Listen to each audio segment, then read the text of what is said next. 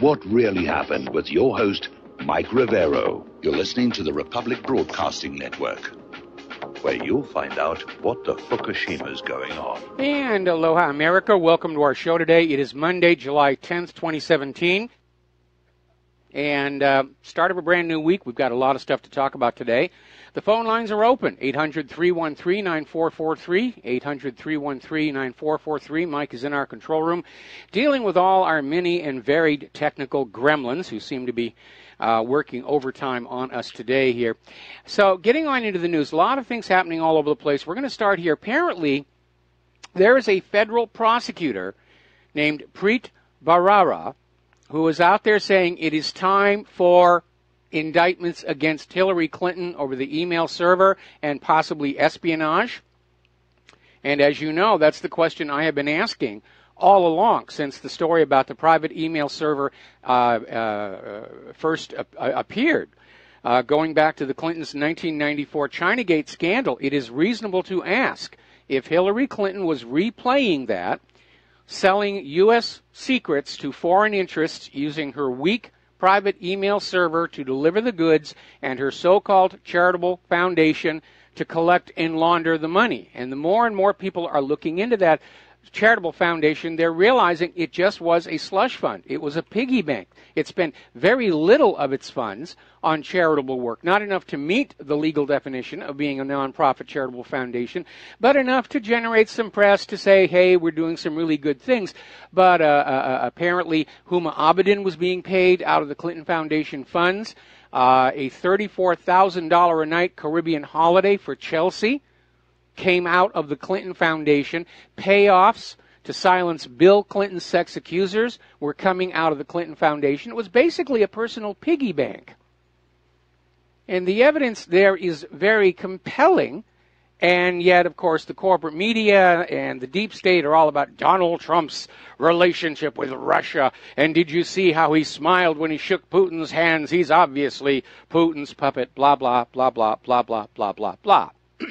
So forth and so on. We know where the real crime is here. And I think the indictment should move forward because something that I predicted was going to happen is happening. Hillary Clinton is now trying to assume leadership of the Democratic Party heading into next year's midterm elections, and this is fabulous news for the GOP. But if Donald Trump does not bring charges against Hillary Clinton, she could be back in 2020. And they'll just double down on the election fraud to steal the presidency for her. And so Hillary Clinton needs to be arrested and go to jail. It's more than getting rid of a political enemy. We, the American people, we need to see somebody who is this obviously criminal go to prison for it. Or we will lose all trust and faith and confidence in the federal government as being a government as opposed to simply more organized crime, the narcocracy. But more important than that, we need to get that Election Integrity Commission moving and overhaul the entire election system. Put in something that is much harder to rig as opposed to our current system, which almost seems designed to facilitate the manipulation of elections and covering it up after it's all over, inside the hidden world of those electronic machines. So we need to let them go. Now, do you remember James Comey? He's out there, screaming about Donald Trump and obstruction of justice, and of course, he literally tried to force the naming of an independent counsel by leaking some of his personal memos in the hope the media would get them, and that would build pressure on Trump to say, we're going to go ahead with an independent prosecutor, or get Congress to go ahead with an independent prosecutor. Now it's turning out that a lot of those memos that Comey leaked out contained classified information. And by leaking those memos out, it shows Comey broke the FBI's rules and ignored the same security protocol and laws that he publicly criticized Hillary Clinton for in the waning days of the 2016 presidential election. And then he gave her a get-out-of-jail-free card, and so he's probably expecting he'll get the same. But we're starting to really see the deep swamp, the deep state, surfacing. It's everywhere. They're all corrupt. The ones who are still honest and incorruptible, you can count on the fingers of one hand, and that's even accounting for the fact that you may be very sloppy with a carving knife in your youth. And Trump has to regain the initiative. He's got to go on the offensive, both against the corrupted deep state and against a crooked election system, or he's going to be a one-term president. Now, remember what Donald Trump tweeted out over at the G20. Everybody who was there were all talking about the DNC's server and why CrowdStrike was relied on to be the sole source that Russia was hacking the DNC servers. And CrowdStrike has now withdrawn that analysis because their methodology in a similar case was exposed as deeply flawed, to be most generous on that. We're going to do a shout out to our on-air affiliates who are just now rejoining our network. But here's where it gets obvious something is going on. The FBI requested examination of the DNC servers 13 times, and they were always rebuffed.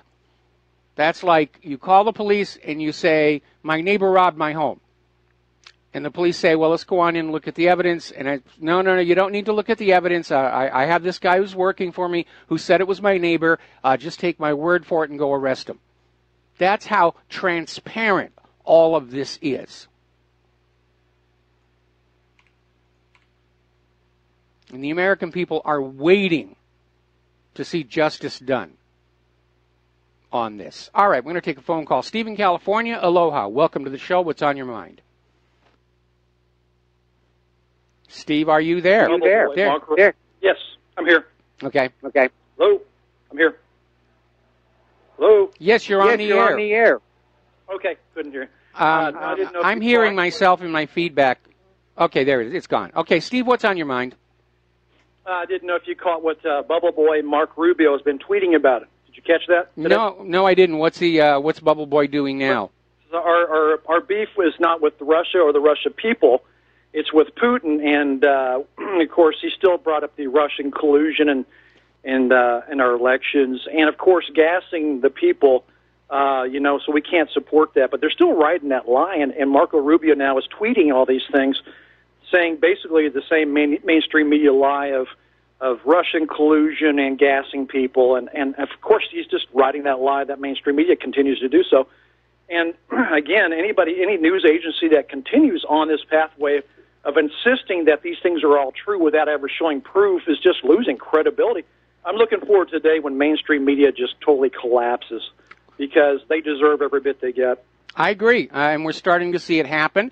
And, I mean, look at it from the government's point of view. They very well cannot get up and say, okay, you caught us. We've been lying to you about all this stuff all along, but trust us, we'll be truthful from now on. They're trapped by the total accumulation of their own mendacity over the decades, and they really are in a bit of a corner. And meanwhile, more and more people are getting their information from the independent media. They're going to their friends and families and saying, look, you've been lied to about all this stuff. You were lied to about Saddam's nuclear weapons. They're lying to you now about Russia. And remind them that Israel tinkers with our politics far more than Russia ever did, which was a point that Oliver Stone himself brought up and then was edited out. So, they're in a corner, and they can't think of anything to do other than what they've always done, even knowing that ultimately it's going to produce a bad outcome. I agree. Hey, Michael, I do agree that if Trump does not change the election fraud, I mean, the thing was built with fraud in mind, the system itself. Oh, yeah. Has he taken any action and made any verbalizations that he is going to dismantle this thing and make it fair and square? Well, I think officially what he's waiting for is for his commission on election integrity to come up with some hard information about last year's election. And apparently something like 14 states are still refusing to turn over their voter data. But again, I wish Donald Trump would get on the phone to Bev Harris over at blackboxvoting.org, because remember, she found on an open FTP server the source code to the Diebold GEMS software and demonstrated it had been set up to allow election fraud to happen and go undetected, go unprovable. And so that is a big thing. And the next commercial break, I'm going to go ahead and repost my article on how to have honest elections, because ever since I've put that out there, I've gotten emails and calls from other countries around the world saying, yeah, we got rid of our electronic machines and we do it more or less like that right now, and the elections are a lot more trustworthy. But the American election system... Well, she's talking about the fraction magic. I agree. Definitely it's got to change. If they do not change this, they will be successful in the fraud next time, no doubt about it. Oh, yeah, they're just going to double down because they're still believing that nothing bad will ever happen to them. The American people are too cowed down, to ever stand up and go after them with tar and feathers. I think the reason that Hillary Clinton really lost it at Trump's victory was she was convinced the election fraud was going to hand it to her. And now we have these videos that are surfacing that are confirming not only were millions and millions of illegal immigrants registered to vote, they were actually being paid to vote for Hillary Clinton over first Bernie Sanders and then over Donald Trump. So they were trying to steal the election for Hillary. They just couldn't steal it enough because vote fraud cannot reverse a popular landslide, which is exactly what Donald Trump had. If you go back to the campaign videos and you look at, he was filling these sports venues and not everybody could get in. And Hillary was in these little bicycle shops and places like that where hardly anybody was showing up, and they'd put the campaign workers and the tech crew in front of the cameras to make it look like she had a crowd. It was obvious she did not have the popular vote. They were just going to steal it, and corporate media was going to convince you, oh, yes, it's absolutely the right thing. And because corporate media is itself neck deep in this whole election fraud problem, they're in a panic about it as well, which is why, like the Vaccine Safety Commission, they're not going to report on anything coming out of the Election Integrity Commission, other than the fact that states are saying you can't have the voting data, it's racist, it's a violation of privacy, which is really weird because most of those states will actually sell that voting data to political action committees and fundraisers and so forth. Hey, thanks, Michael. All right, thanks an awful lot. We're going to switch over to Tom in Florida. Tom, aloha. Welcome to the show. What's on your mind? Hey, good day to you, Michael, and bless you, man. Bless what you just said a minute ago about Israel is going to invading our government more, and the Russians. Look at AIPAC. Look at all that crap. And that's wonderful what you said, Michael, about that. Not too many hosts actually say that truth like that. But I want to say this. Michael. As far as what's going on with yesterday, this guy Gruber. Who's the guy they put in jail because he said he told people they can lose weight? And then you had this guy Gruber saying, oh, the whole thing was a lie about the Obamacare. He's the one that should be doing a 30-year sentence, though, Gruber and all these Democrats that were trying to lie to the American public who stole trillions of dollars from the health care. But then you got all this stuff with the election, like you're talking about Hillary. I mean, she should be in jail, this guy, Johnson Gruber. But I'll tell you one thing, Michael, that really perplexes me, that nobody ever talks about, you do once in a while. This Lois Lerner, if Donald Trump were just to go after Lois Lerner for what she did to the Tea Party, the Tea Party, that would be so explosive, that would shake, even the Democrats would be shaken at the core. Because once Donald Trump goes after Lois Lerner, all the filth that she was doing to the Tea Party, if he just goes after her, just her, it's going to shake the core of Washington forever because she should be put in jail for sure. But what happened, you got guys like Gruber lying about the health care, Obama, that Sortero. I mean, unbelievable what these people have gotten away with and the trillions of dollars they're stealing. They put the one guy in jail for saying he's got $30 million for telling people they can lose weight if they went on his plan. And they put, I guess he's getting a 10-year sentence or something. Yes. But Trump, yeah, you know about that case. But here you got all these Democrats, and you got some rhinos that, I mean, they're complacent too. It's unbelievable how they're trying to take Trump down. The Communist News Network. And by the way, Michael, did you see what's going on in Venezuela? Oh, yes. They're literally rationing the toothpaste. Yeah. They're rationing toothpaste, and they want Bernie Sanders? Are you kidding me? Bernie Sanders is a bigger leftist than Hugo. Hang on. Venezuela is a little more complicated than that. Venezuela has been the target of covert economic warfare by the United States going all the way back to Hugo Chavez. They want to wreck the place so they can put in a puppet government. It's a pattern they've repeated all over South America in past decades. They did it in Chile. and they're going to do it. Well, they're doing it all over the world right now. But there's more to Venezuela than the fact that it was under socialist leadership, because before the U.S. went after Hugo Chavez, Venezuela was a cool place to live.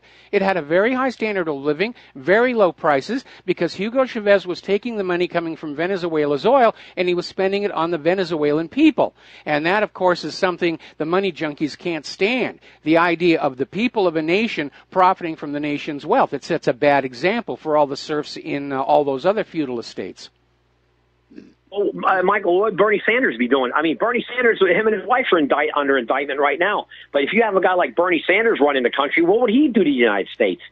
He'd wreck it, too. He'd run this country right into the ground with his socialist, licky-kissy, touchy-feely ways. Well, again, looking at all the politicians who've gotten away with very terrible things, I'm coming to the conclusion that the attack on Bernie Sanders is less about the fraud that is alleged to have happened and more about keeping Bernie Sanders on the sidelines next year and possibly in 2020. Because if Hillary is really seriously thinking of running again in 2020, Bernie could come on back and he almost spoiled it for her this time. She doesn't want him back.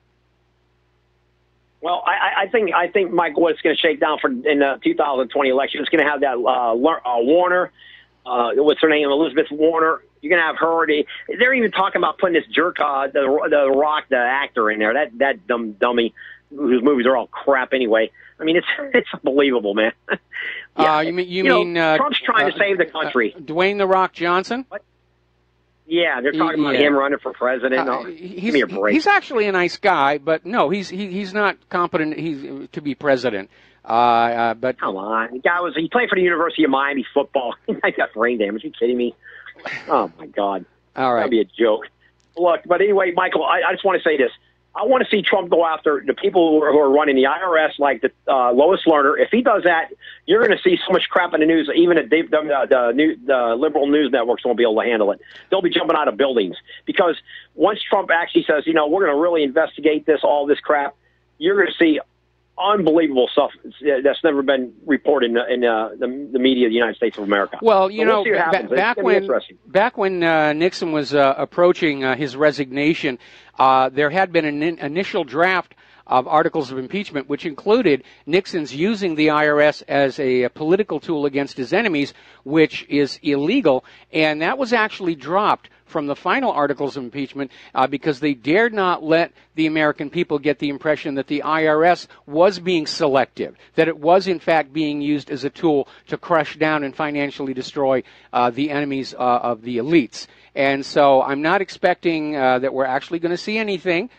Because, again, our government is running like a religion. It relies on the faith and belief of all the American people that they are the good guys to keep moving forward.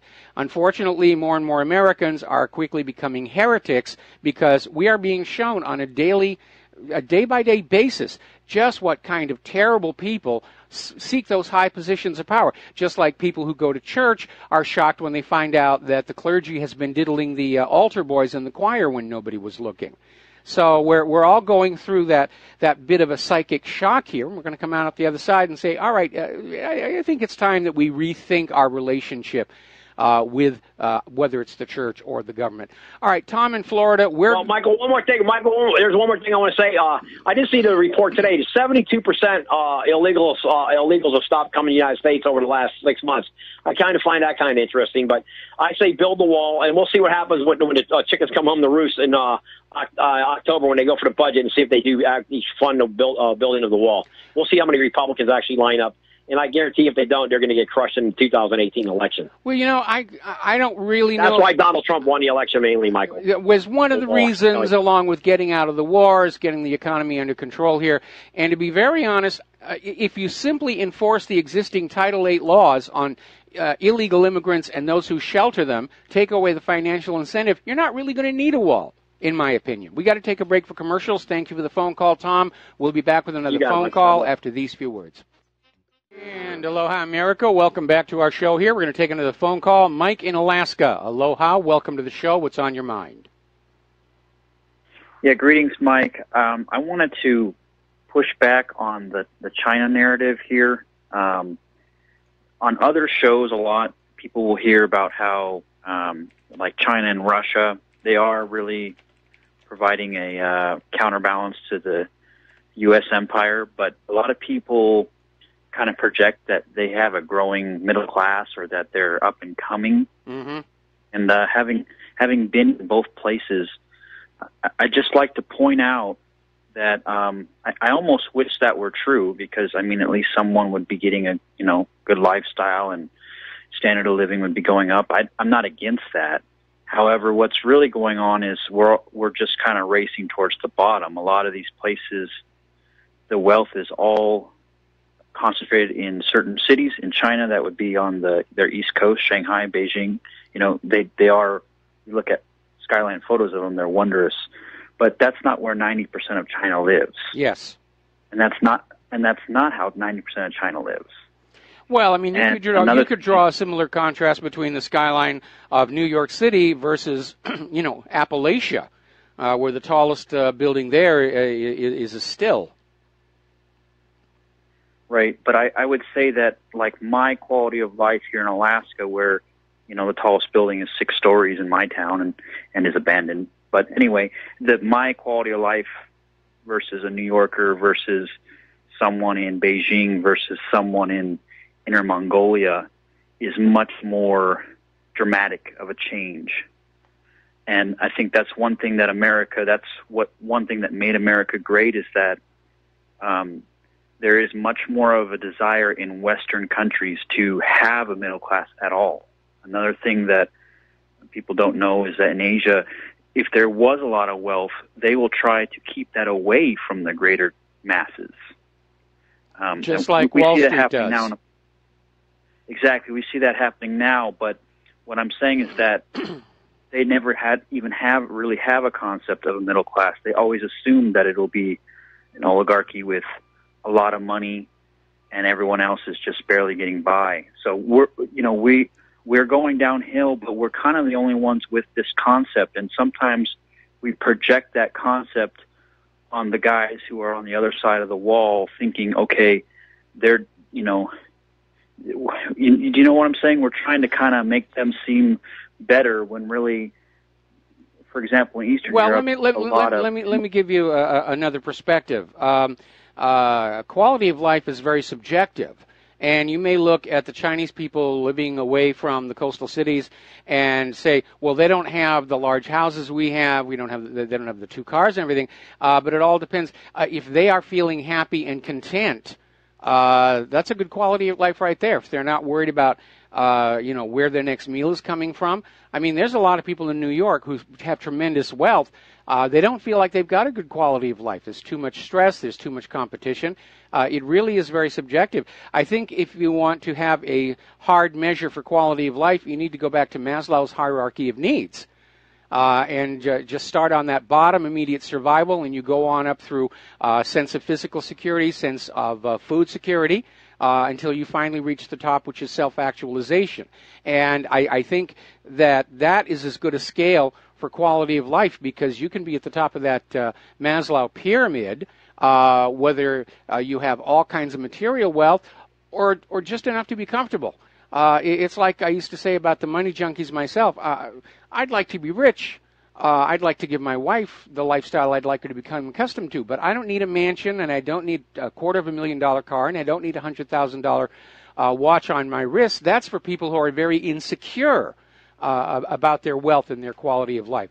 I think most people would be very happy just with a degree of comfort and security, and that's all they're really going to want.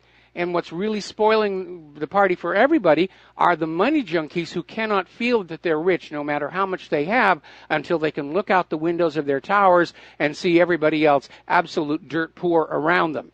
And only then can they allow themselves to feel that they are wealthy, because it's not an absolute measure. It's a differential.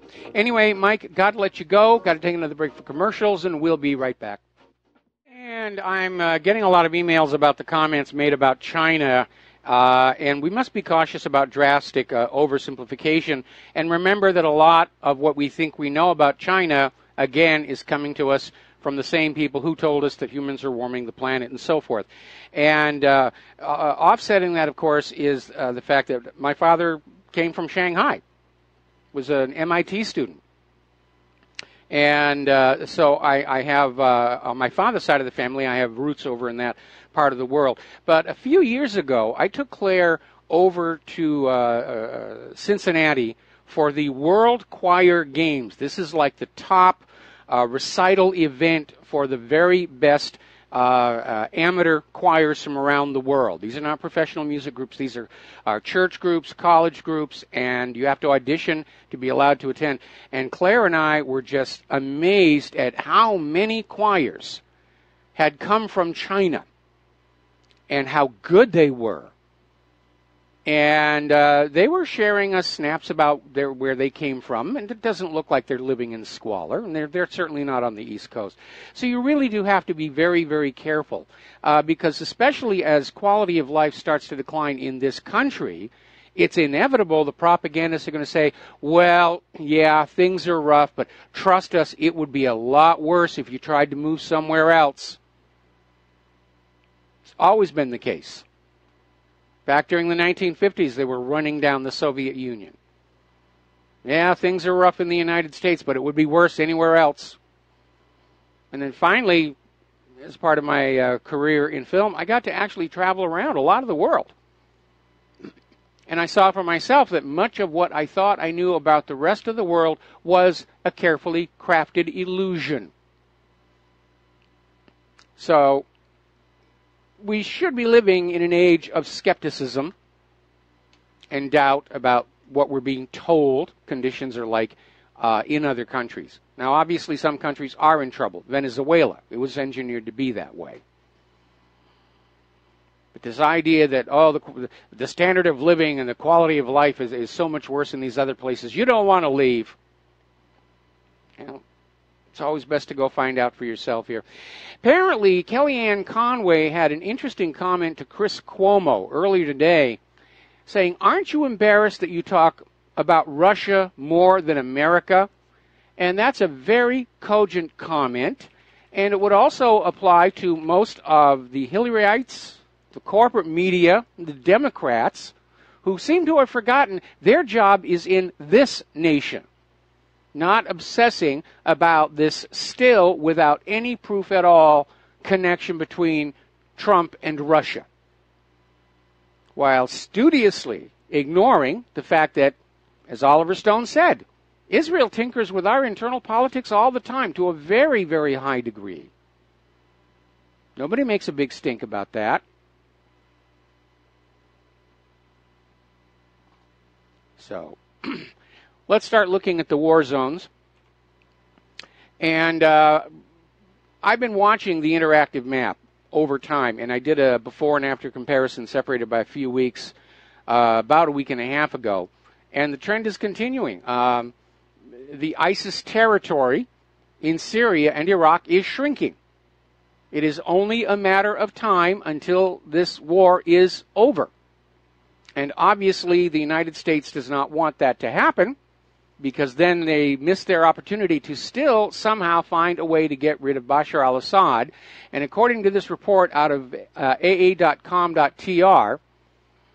the U.S. has sent 184 trucks carrying military equipment to the PKK-PYD terrorist group in the northern Syrian province of al-Hasaka over the past week. And according to another source, another 102 trucks arrived 4 days later. So the U.S. is still arming the so-called moderates, and yet the weapons somehow wind up in the hands of ISIS and al-Qaeda. And there's another very revealing article over here from 21st Century Wire, Air NATO, and that's a reference to the old Air America of Vietnam days, where they've actually identified the commercial airline that is ferrying these weapons and supplies into the hands of these terror groups operating inside Syria. All right, we're going to take some more phone calls. Don in Iowa, aloha. Welcome to the show. What's on your mind? Hello, Mike. Yeah, you were talking about last week you were talking about the earthquake swarms in Yellowstone where they might have a supervolcano. And, but nobody's ever mentioned, maybe, does the fracking have something to do with it? I know it's a thing that happens once every once every 20,000 years or whatever. But right now is the first time they've had fracking, and there's fracking pretty close to, in fact, all over the state of Wyoming there's fracking. And, well, that would be a very dangerous thing to be doing on top of a supervolcano. I mean, nobody doubts that there's a supervolcano down there. Any volcanologist or geologist looking over the terrain extending from the current Yellowstone Lake to the southwest, you can see the remains of earlier calderas where there have been repeat blowouts of this supervolcano. Now, I didn't actually take a close look to see how close the fracking fields were to where this swarm of earthquakes is happening, which is actually to the northwest of Lake Yellowstone. But obviously, that would be something worth doing in Google Earth. Because if they are fracking there, and that is the reason why we're starting to see these quakes, they could literally blow the top off that mountain if they're not careful. I'm not saying they're doing it right on top of there, but they're doing, I mean, this fracking, I don't know how you feel about it. You have a scientific background, but there is fracking, they never used to have earthquakes in Oklahoma. That's true. But now they have a lot of earthquakes in Oklahoma. Well, despite the propaganda and political pressure coming from the oil companies, I mean, more and more scientists, and there have even now been a couple of court cases that are settling for properties that are damaged by the quakes, which are now understood to be caused by the fracking. And worse, the fracking is pumping these highly toxic, carcinogenic, radioactive fluids down into the ground. They do not stay there. And, of course, the methane that is being released by all the fracking is what's killing all these fish in the ponds and lakes and streams by absorbing all the available oxygen. So it's hideously destructive of the environment, and it's not even really producing the volume of oil and gas everybody thought it was going to.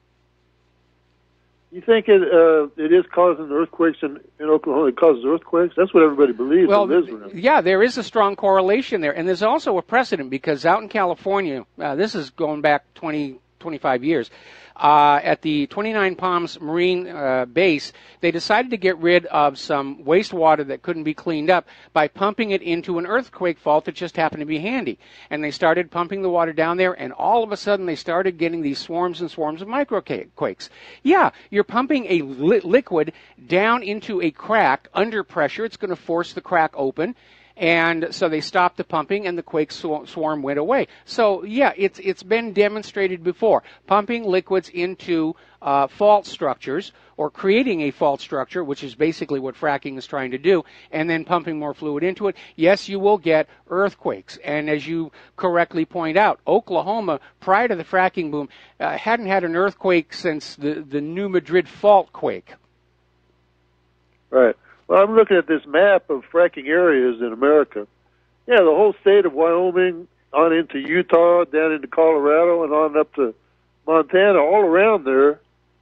In fact, totally surrounding Yellowstone. Maybe not right on top of Yellowstone, but nevertheless, they're having. That's where the fracking is, right there.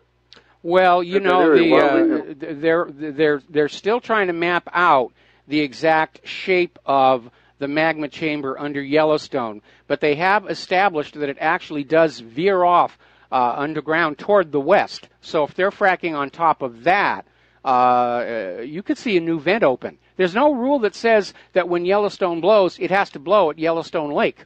And again, if you look at all those ancient caldera stretching off to the southwest, you'll see that most times Yellowstone, when it goes, it blows in a whole new location.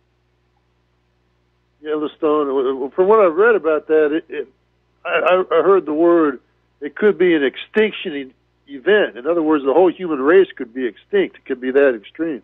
Yeah, well, especially North America. North America is doomed. Yeah, North America would be gone. Much of Canada would be gone. It all depends on how big the explosion is, and nobody can predict that.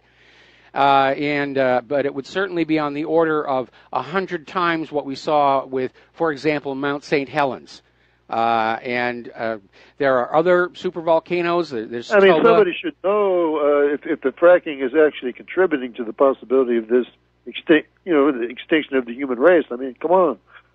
I'm in agreement, and I'm on your side. I think fracking was a bad idea. I think it should be stopped. It's not actually producing any volume of usable oil and gas. It's actually an act of desperation to try and suck the last little bit of easily reachable oil and gas out of the ground, just to keep the oil companies into profits.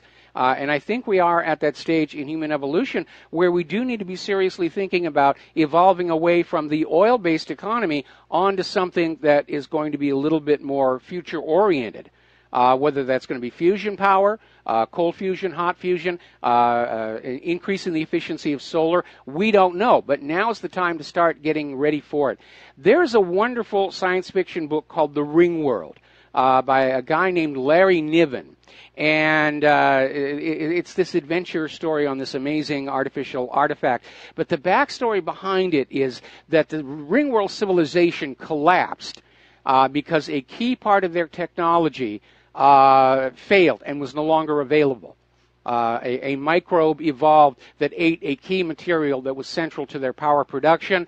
And the elites, rather than take what remained of their stored energy to try and develop something new, simply kept it all for themselves and threw themselves parties in their floating palaces until the palaces crashed to the ground. And there's a real lesson there, because short-sighted thinking can take a disaster and turn it into an absolute calamity. And it alarms me that within the bowels of power of both Wall Street and Washington, D.C., there are not very many people thinking more than 5 or 10 years into the future. And those people in academia who are also a scarce. Water is a scarce resource. It was, but I recall reading recently about this student who had actually come out with a very novel approach to desalinization that seemed to be working. And what basically it was, instead of trying to filter the salt out of the water, he simply found a way to extract the water that wasn't mixed with the salt. And I know that sounds kind of archaic, but it basically meant that about 1/3 of the water would hold all the salt. That would just get tossed back in the ocean. And again, why not have the equivalent of a Manhattan Project to produce large-scale, cheap desalinization rather than waging wars on each other for the available fresh water? To switch the subject, you were talking about Hillary, and we thought Trump was going to be tough. Trump is not tough at all. I mean, no, I'm afraid he isn't. In Sessions, everybody thought Sessions would go after somebody. What is he doing? He's not doing anything. I don't know. I was getting ready to send Trump my Conan the Barbarian sword, but something tells me he wouldn't use it, so it's going to stay on the wall. Trump, he'll get on the Twitter, and that's when he. That's childish, though. I mean, he's the president of the United States. He could actually do something. He has the power. Yeah, I agree. If he wants people to respect the presidency, he does have to become a little more presidential.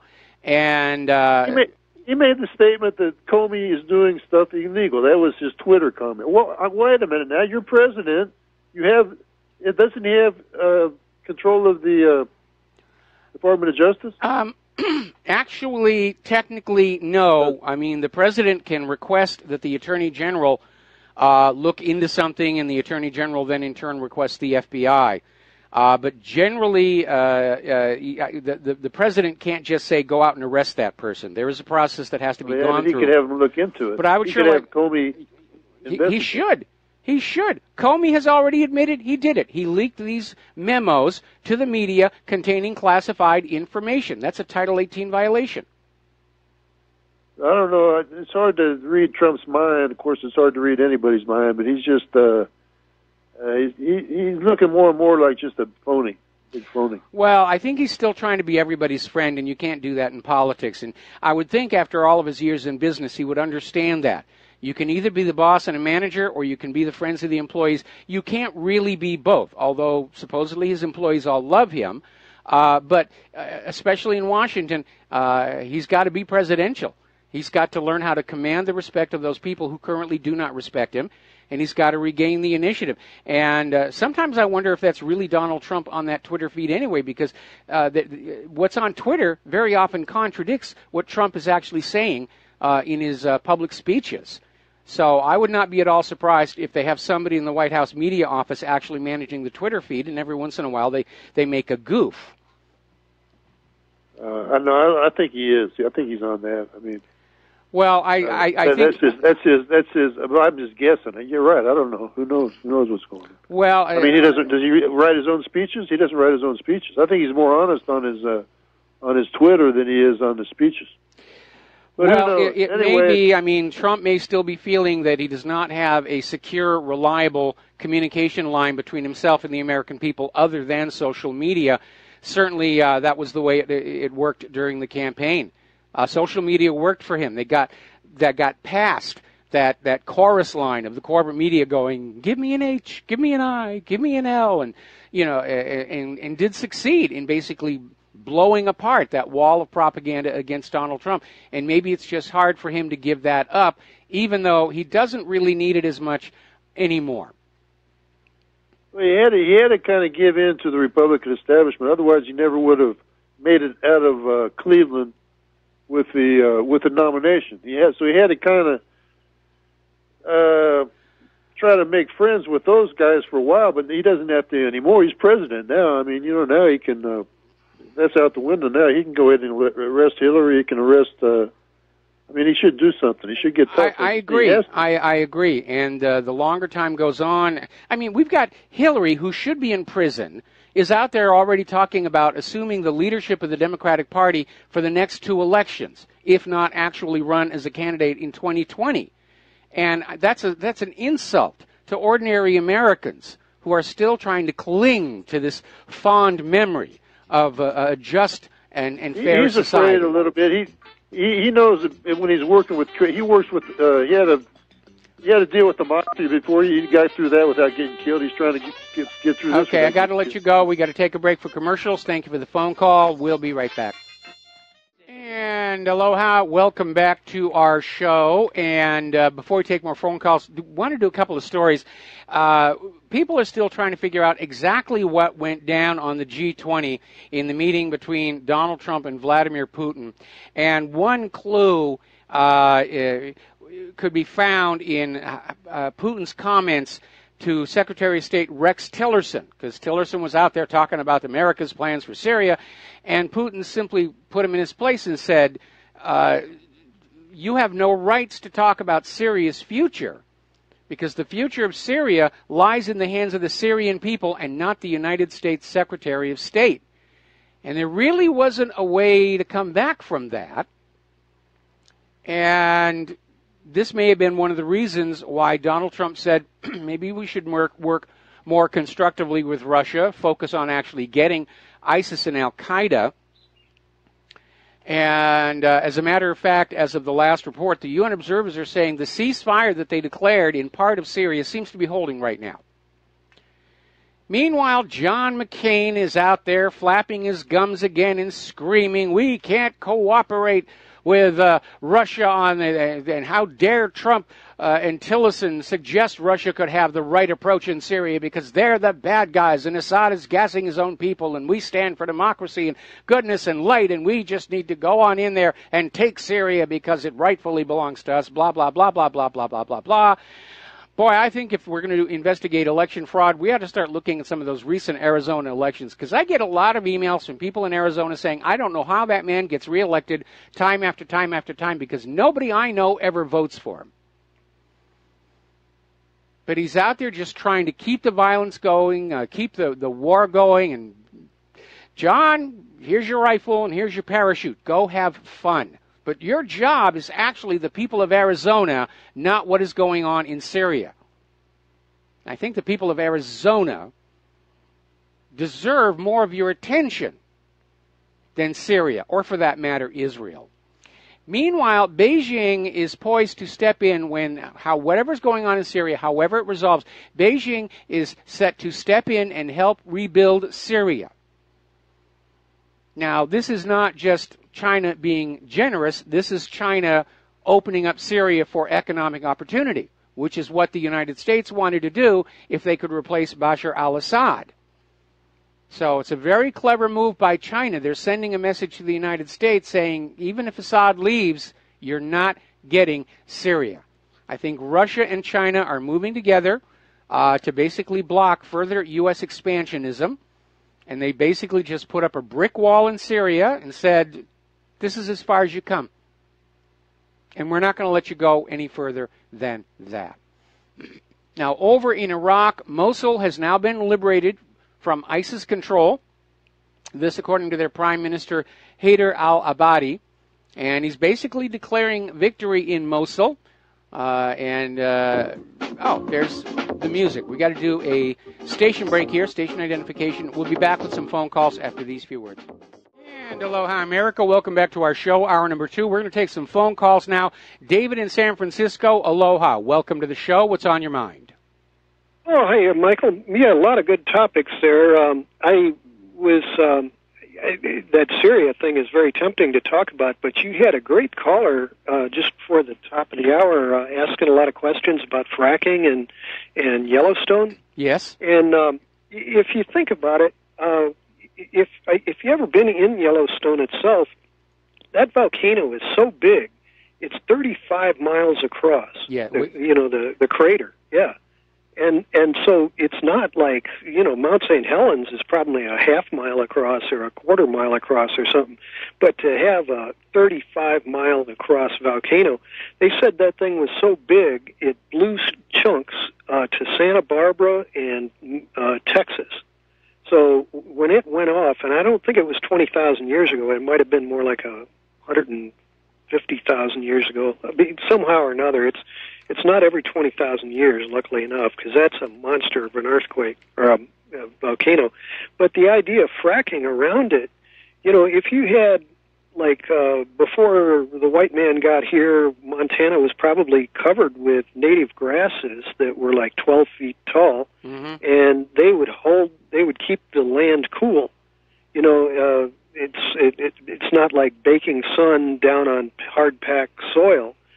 Since we've had cattle up there for 100 years or more, that the cattle have eaten everything down to a nub, and it's somewhere in between desert and scrub. Yes. And so that makes it a lot hotter up there.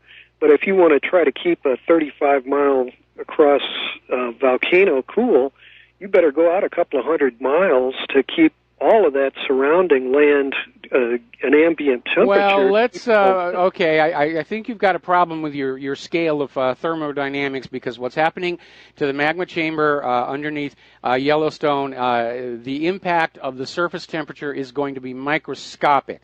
Now, I was actually looking at a map of fracking wells, and they do have some in Wyoming, but they aren't that close to Yellowstone itself. Maybe somebody's having some common sense. Now, Yellowstone is known to have had 3 major eruptions. The first one was 2.1 million years ago. The second one was 1.2 million years ago. The last one was 640,000 years ago. And the largest of those was 6,000 times the size of Mount St. Helens. And the smallest was only 700 times the size of Mount St. Helens. So we're seeing actually a pretty regular periodicity, and I can understand why people are saying we may be coming up on a new super eruption in Yellowstone sooner than anybody cares to think about. And I understand there's another super volcano over in the Mediterranean off the coast of Naples that is showing signs of coming back to life, and that's making the Italians very nervous. Sure, yeah, and the other thing about it, the fracking specifically, if you remember, like when Richard Nixon created the EPA and all of the polluters of the world were all of a sudden supposed to register all of their hazardous wastes, they were supposed to sell it to an official broker who would know how to deal with such hazardous waste and put it away cleanly. Well, it turned out that organized crime ended up handling most of the hazardous waste distribution. Yes. And now they're taking these weird chemicals, selling them to the fracking companies, and if you've got a geological formation, like southern Missouri's got a lot of limestone, but they might have a lot of granite up in New Hampshire, and they got, all the different sections of the world with different kinds of stone. They basically inject a certain chemical into a certain geological type, and it'll melt that rock, and turn it into a gas that they then capture and burn. So they're basically that's not exactly what's going on. The chemicals are sent down the well under high pressure to crack the rock to release already trapped oil and gas, which is then pumped back on out. The problem is the fracking fluids are not staying at the bottom of the wells. Sure, but when you say crack the rock, it's the same thing. They just inject, like steam treat hazardous wastes, and they send it in so hot that it'll get in every crack, so it'll melt that rock. And it's still basically melting rock to turn it into a gas. And whether they melt it by sheer heat or they melt it chemically, it's still turning it into a gas, which then makes the stability of the whole area, it becomes slippery down there, so to speak. Yeah, and yes, so then you end up with more earthquakes. Yeah, it's almost a liquefaction problem, only with these chemicals instead of water. Sure, yeah. So that whole, I'd certainly be worried about that baby blowing off Yellowstone. But what's even creepier, if you remember, Rex Tillerson's in a deal with Putin to basically frack the North Pole. Now, if you remember, we got a magnetic north up there, right? What if they get anywhere close to the structure of magnetic north up there and start screwing with the magnetism of the entire planet? Well, I mean, how stupid can these boys be? First of all, you need to look on a globe, because the magnetic North Pole is actually quite distant away from the geographic North Pole. And what causes Earth's magnetic field is that some portion of the inner mantle is actually in rotation relative to the rest of the planet. That's the dynamo that produces our magnetic field. And analyzing magnetic rocks throughout history have shown that the magnetic pole does wander around a lot, that it does occasionally strengthen. At the moment, it's actually starting to weaken, and every once in a while, it'll actually flip. Oh, I know. Yeah, it's supposed to be a certain amount of thousands of years, but we don't want to induce it. Let's say, I don't think you can. I don't think you can. With fracking at the North Pole. Don't underestimate. Pollution is pretty effective. I mean, what they're doing now. I'm giving you my best analysis. That if they frack at the North Pole, I don't think it's going to have any impact on Earth's magnetic field whatsoever. Anyway, listen, I need to let you go, and we got lines are loaded up here. We're going to go to Terry in Oregon. Aloha, Terry. Welcome to the show. What's on your mind?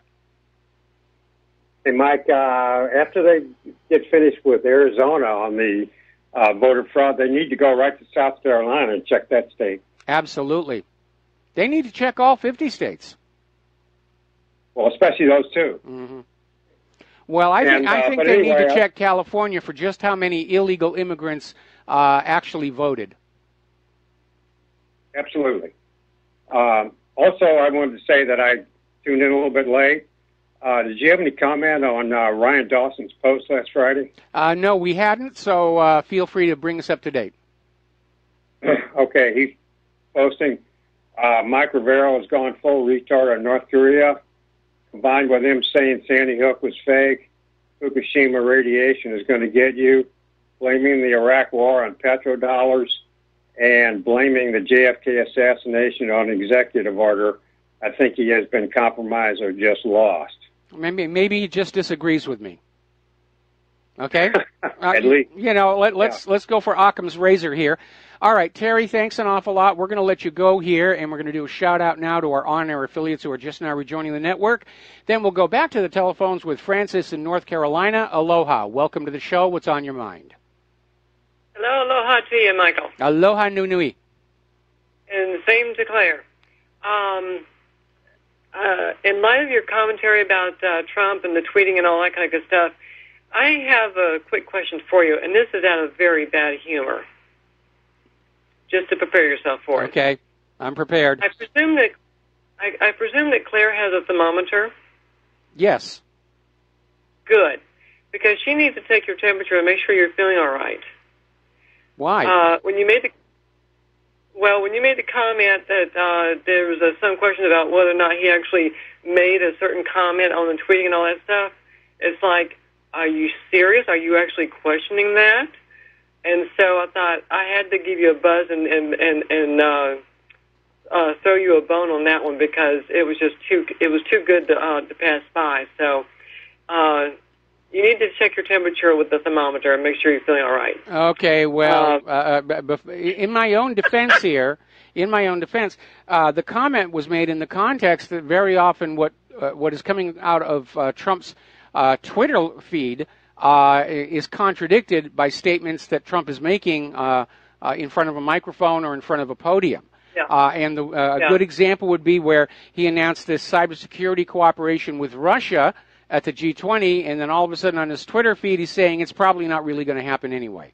That is politically damaging to say. It makes Putin look like a fool. I have to wonder about that one. Well, as much as I have to concur with your comments just now, as I may have said once before, who really believes that any comments that are made on the tweeting thing is really going to be legitimate to start with? As a point of reference, whenever Obama, Cerrado, whatever name was given at the time, had the BlackBerry, Blueberry, whatever it was, and made a comment to the public individual that they could send him a note or communicate with him via that means, who in the world is going to end up being able to send someone like him a note like that without having to go through who knows what logistically and the Secret Service or who knows what alphabet soup agency to pass him a note? So that just led into the very bad sense of humor there. So. Well, like I said, there may be somebody in the White House press office who has been delegated the task of keeping the Twitter feed alive, and Trump may still post to it, but he can't post to the volume that he used to because he's kind of a little busy these days. So I'm thinking that some of the tweets are probably Donald Trump, but some of the fill may be coming from other sources as well. So we don't know. It's just I did observe that there was this very obvious dichotomy that was potentially politically damaging to both Donald Trump and Vladimir Putin on Donald Trump's Twitter feed. Anyway, Francis, we're going to let you go here. Thank you. And we're going to switch to Keith in Montana. Keith, welcome back to the show. What's on your mind? Yeah, I got one more, Phil. But, in Syria, the so-called ceasefire there, Lieberman in Israel said that doesn't apply to them on Twitter this morning. So, anyway, as far as Yellowstone living here in Montana, the only negative impact... I'm sorry to cut you off, Peter, because I'm backing up here, and I'm recalling that in the original announcement of the ceasefire, it said that Israel and Jordan were part of this deal. So all of a sudden Israel is saying, no, we're not, and we can start shooting Syrians again? Yeah, well, it was Lieberman, so I just noticed. I didn't forward it to you like that, but I just thought how disgusting, that they broke for this ceasefire. Then Lieberman makes a statement that that didn't apply to them, and I think it was specifically for the Golden Heights area. Israel definitely wants that one. Absolutely. Okay, anything else? Yeah, and as far as Montana, living here with Yellowstone and this recent quake here a few miles from the house here, the only negative impact I see from that is that millions and millions of innocent dogs could die. A few humans, too, but just, those poor dogs. Well, I wish I were allowed to have a dog here, but I'm not. The Homeowners Association won't let me. Okay, all right, thanks a lot, Keith. We're going to switch to Sherry in Texas. Aloha, Sherry. Welcome to the show. What's on your mind? What's on my mind has to do with ownership, competition, running people out of business. I think globalism has come to our town, Mike, and I'm really concerned about this. Our Fredericksburg Standard radio post. This is fredericksburgstandard.com. Mm-hmm. That's B-U-R-G, the Fredericksburg in Texas, standard.com. Front page came out Wednesday. Property taxes rankle merchants. Here's what's happening here. The lead is we can't pay our bills based on market values. For the first time, we're seeing going out of business signs on Main. Now, this is a place where people come from all over to shop for Christmas and Thanksgiving. I mean, it's packed. We have a lot of special events for tourists. It's a tourist industry. It's a soft industry. And it's like Carmel, California, kind of. It just gets packed full of tourists. And this guy named John, he met with some others. They're very concerned. They met with State Representative Kyle Biederman to talk potential solutions to this rising tax bill. Now, John took renovated a building. You get good funding if you renovate something, and so he renovated. He had a really good business going, and the tax bill rose from $5,600 for the year to more than $49,000 in a span of 3 years. So in 3 years, it's like it went tenfold. And what's happening, wait till, I'm not going to mention names, but I'll tell you who I was told is buying up these businesses. This is on Main Street. Texas has this state's market value based on the market value-based taxing structure.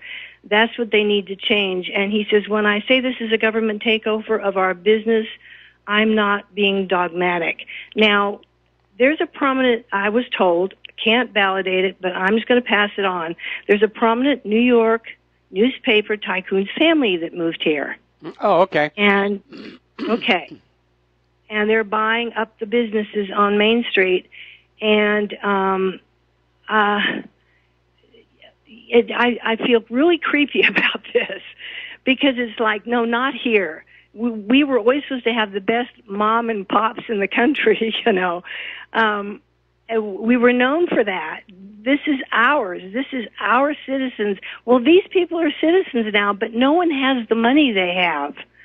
I mean, I could go on, but I don't want to run them down. I want to be, you know, neighborly enough to not be mentioning who they are, but my gosh, what can they do? They were thinking of putting the tax structure like on this, like the school taxes figure. This is for business property, not your home. But those things are going up too. And a lot of people are having to sell their business because they can't pay their taxes. Mm-hmm. Then they can rent it out, so they have to pay whatever rent they're at the mercy of. And the workers, the staff, they're still getting paid minimum wage, and everyone's smiling except the citizens that have been here for a long time and made these renovations and put their blood, sweat, and tears into these businesses and were so proud of what they had accomplished. They're all having to sell out now. And I don't want Main Street to start looking like a mall, you know? No, I understand exactly what you're talking about. I'm a small-town kid myself. But very often when large blocks of money decide they want to take over an area, the first thing they do is they get the cooperation of the local politicians. And the politicians will change the rules or raise the taxes, specifically designed to bring down the current existing economic order so that a whole new one can be established that they hope will provide higher taxes. One of the major abuses we've seen recently for eminent domain is originally eminent domain was they could take your home if they needed to put a freeway there, but we're seeing eminent domain being used to take private homes that are on very large pieces of land because the government wants it redeveloped as a shopping mall because that will generate more revenue. And it's another aspect of fascism, which is corporate wealth and government power aligned together against the general population. And it's tragic to see it happen, and I understand exactly what you're going through. I've witnessed some very nice, funky places that I used to know long ago, and today it's all plastic fantastic. And it's lost its character. I mean, the United States has lost its regional personality in terms of its various stores and everything. I mean, that's what made the original Route 66 so amazing.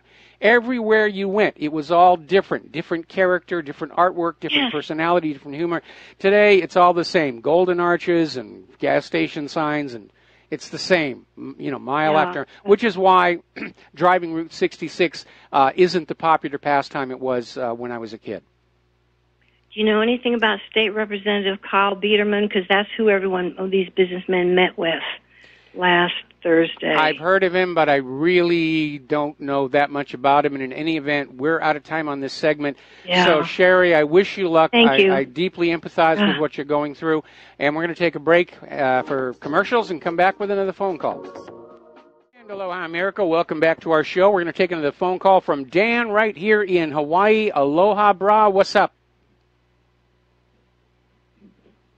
Hi, Michael. Thank you. I worked on, when I was a kid, I worked on the Trans-Alaskan Pipeline. Okay.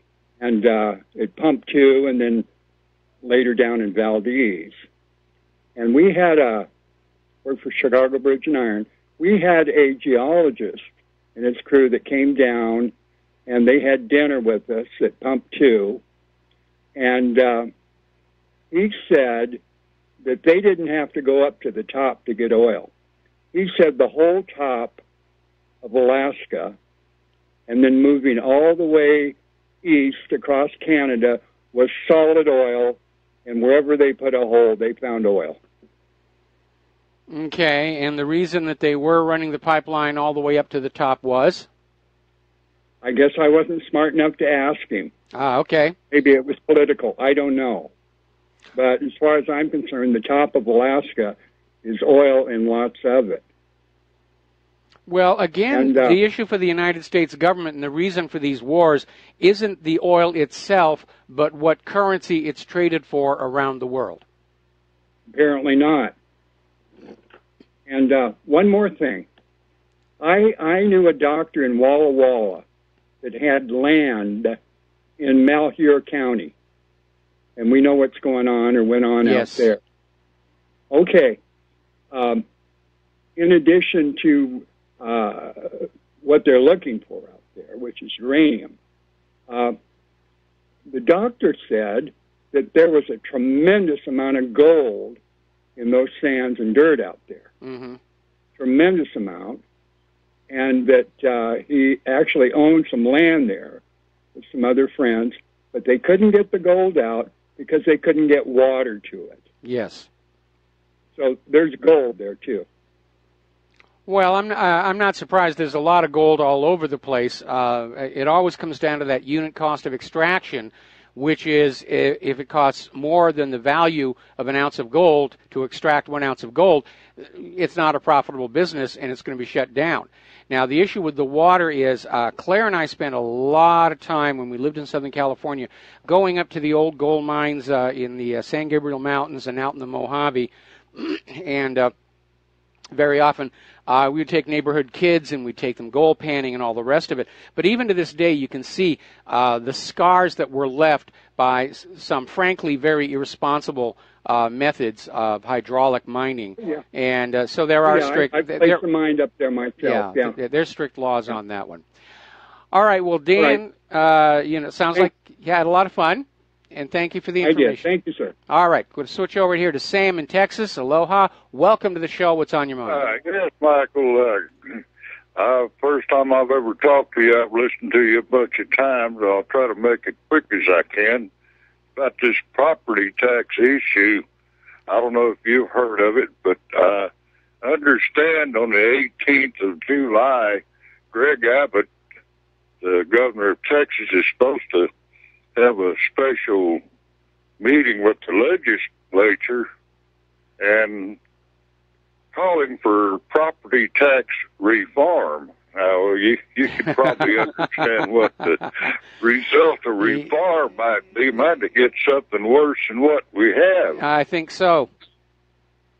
But some people down here I've got associated with, they're wanting a bunch of people to be in Austin on the 18th to pass out flyers at the state capitol up there in Austin on that day, July 18th. So, and we'd rather just see it abolished. Well, I think most people would. I mean, if you look at how much of the people's wealth is taken by government and how badly they misuse it, it's a raw deal. And like I keep saying, we need a cash for clunkers bill for the government itself. Take our old, bloated, very expensive government over to the junkyard, put it in the machine, crunch it up to a little rusty metal coffee table, and then we all get a check for $20,000 to buy a new, smaller, much more efficient government. I think that's an idea whose time has come. But the hard reality is that because of that private central banking debt creation machine, all of our governments are in serious trouble. And when they get into trouble, what do? They take more away from you, the American people. All right, Sam, got to let you go. Got to take another break for commercials, and we'll be right back. And aloha, America. Welcome back to our show here. We're going to take another phone call, then get back to the news. Jesse in Ohio, aloha. Welcome to the show. What's on your mind today? Hey, Mike.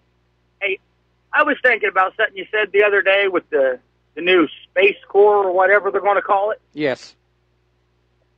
I figured they got to have a way to protect the pedophile camp up on Mars, don't they? I guess so. Don't want any other civilizations cutting in on their action, I guess. Right. Hey, but something you were talking about Friday with the caller that was talking about jobs. Yes. I was going to call in then, but I didn't get a chance. But if your listeners listening out there need jobs, get Craigslist, man. I live outside of Cincinnati and Dayton. I live out in the middle. So I've got 2 cities here within my area. And, Mike, if I lost my job today, I could have another job tomorrow. I mean, they're everywhere. Like, there's literally probably right now over 1,000 jobs posted on Craigslist to be had. Well, just in my area. Okay, there's a couple of things. First of all, I hope you're right. I certainly hope you're right. But one thing I've noticed in the past is that ads for jobs rarely get taken down when the jobs are filled. And so you may see a huge number of job ads at Craigslist or the local job board or the newspaper. The jobs may already be gone. And that can be a little bit deceptive there. It's like driving down the road and you're seeing a sign for a yard sale, and you drive on up and it finds out the yard sale was a week ago and nobody bothered to take down the signs. The same thing, unfortunately, is true of the job ads. So the actual number of jobs that are out there is not always accurately reflected by the number of ads that are there. In fact, some of the professional job agencies will deliberately leave obsolete ads up there just to make it look like they've got more for people to work with. Oh, yeah, I understand that. But, I mean, just by the recent ones, the ones posted in the last couple of days, I'm a painter. I paint houses. Okay. And it doesn't, I think at the most it's taken me a week to find a job from one to the other. Mm-hmm. And that's all it is sending out a couple of emails. You might send 10 or 15 of them out, and more than likely a job within the week. But it's for all kinds of stuff. I mean, I would recommend people, if they're looking, to go on there and look. And, you know, they're not always good jobs. I've worked them, too, where I don't get paid at the end of the week and you don't go back. I mean, that stuff's out there as well. But there is other than, like, trying to find your conventional jobs, walking into a brick-and-mortar store, something like that. There's other stuff out there people need to be aware of to try. Well, again, I'm just going from the stats that we're getting. I mean, even Fox News the other day was admitting that roughly half of all able-bodied Americans, that is all Americans who are willing and able to work, legally allowed to work, almost half have been unable to find jobs for months, if not years. And it's certainly something we see around here a lot. We've got a huge homeless population we're trying to deal with.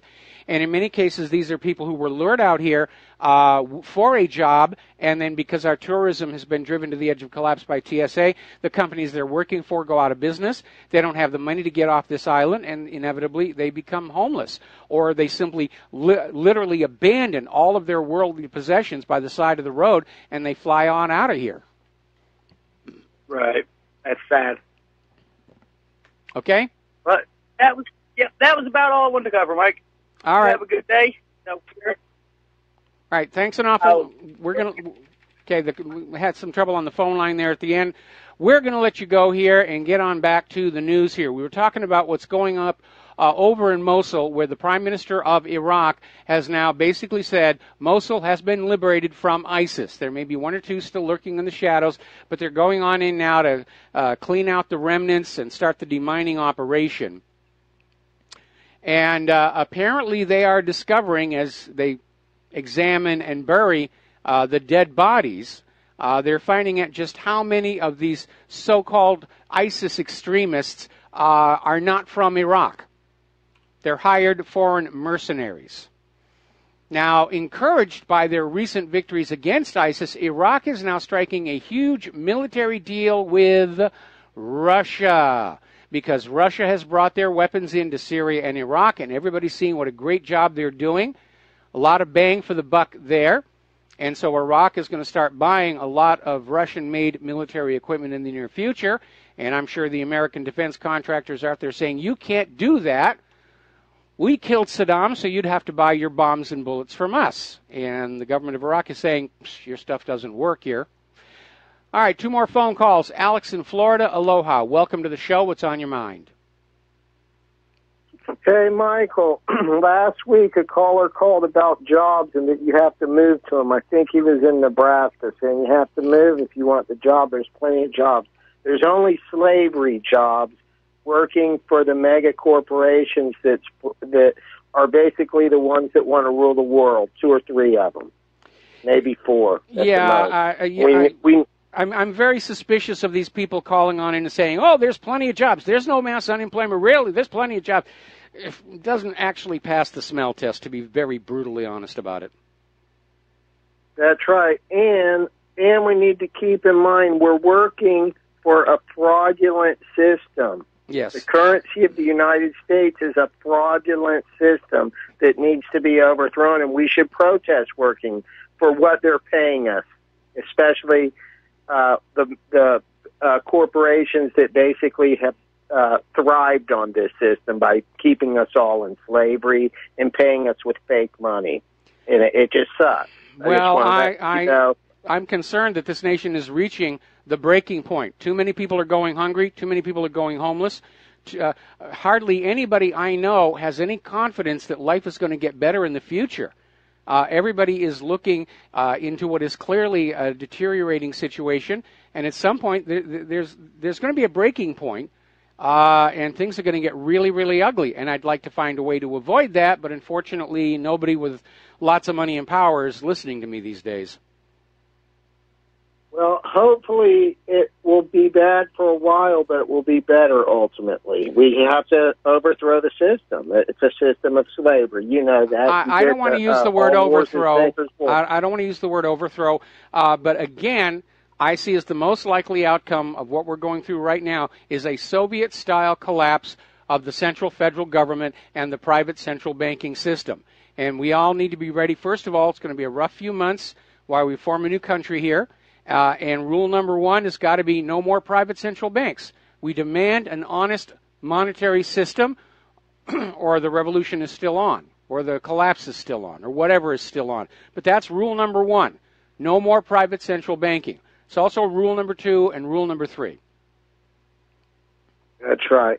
Hey, is there anything to Trump's son colluding with Russia? I'm asking your opinion. I want good advice on that. Well, is there anything on that? Are you talking about the son-in-law or the son? The son appears to have contacted a Russian attorney over Russian adoption laws, like maybe they wanted to adopt a child from Russia. I'm not sure. It's the fashion trend. I have adopted children from all over the world. Jared Kushner, I think there's a real problem there. Because he was in serious financial straits following the collapse of his hedge fund, and apparently he was offered a very generous large loan from a Russian bank, which obviously would come with strings attached to it.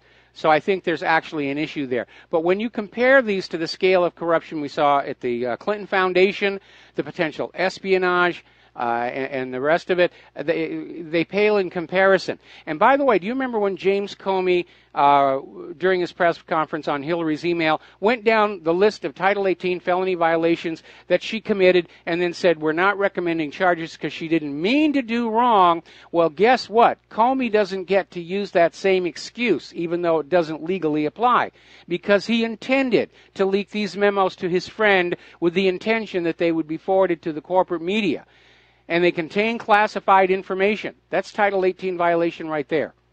We need to start seeing some of these people held to the letter of the law, because a society in which the law only applies to ordinary citizens cannot possibly endure. Yeah, I think it's going to take place. I think they're going to indict a bunch of them altogether. I hope they are. I want to see it. I do want to see it. And I'll be very honest. There's a little bit of a personal vindictiveness coming here, because these people destroyed Claire and my life 24 years ago over that Vince Foster affair. just destroyed the career that I had worked for. And yes, I got it back a little bit later on, but we've never had the life that we should have had.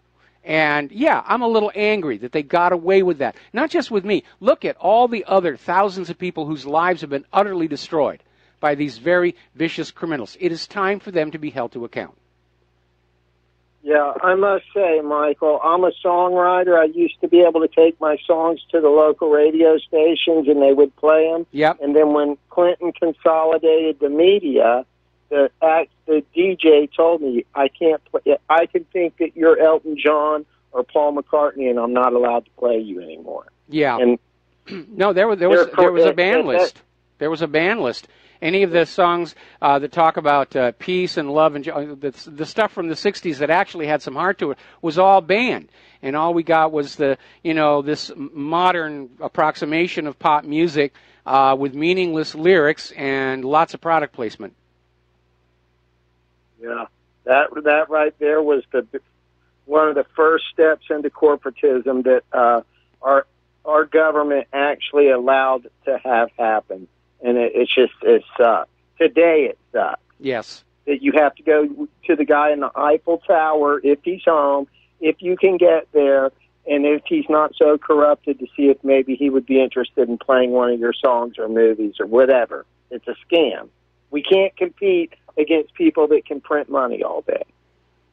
Yeah. And, there's a lot of fraud going on in the music industry where all these bands, the problem with these electronic sales, downloadable files, you don't know if you got an accurate count or not.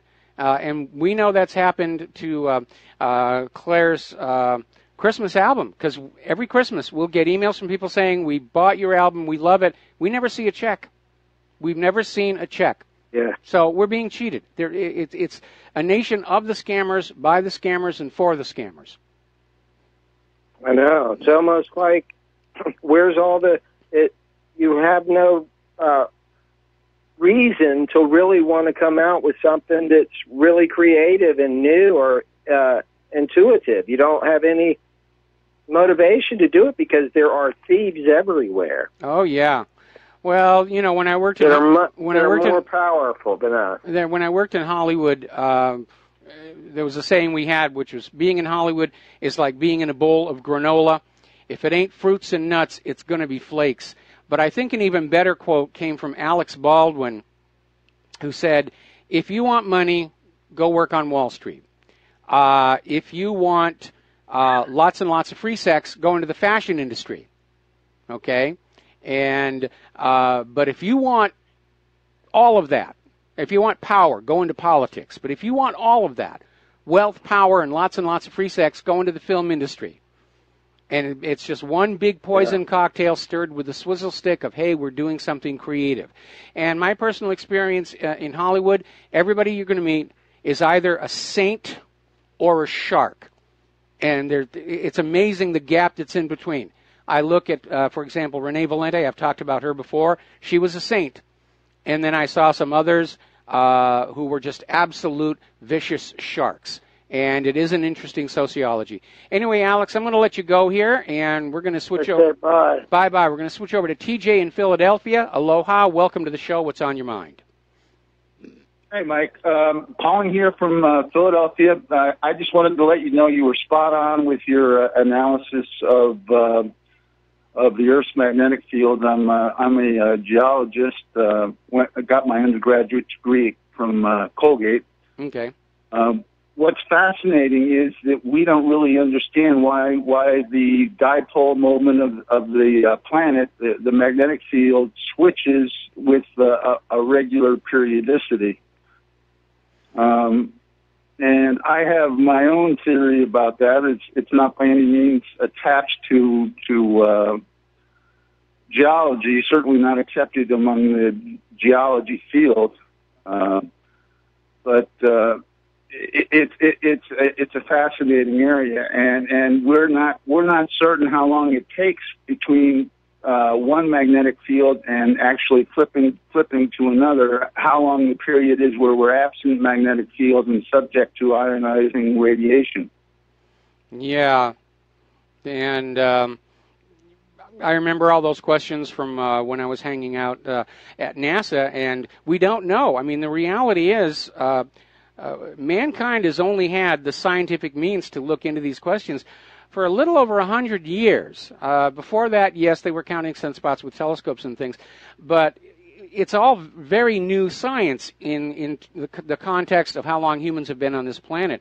And we're only just now starting to figure some of this stuff out. And obviously, an Earth without a magnetic field, there's going to be a problem. But the issue is the Earth has had an absence of a magnetic field in the past, and life did not go extinct. So there may be radioactive, maybe radiation effects. There may even be enhanced mutation.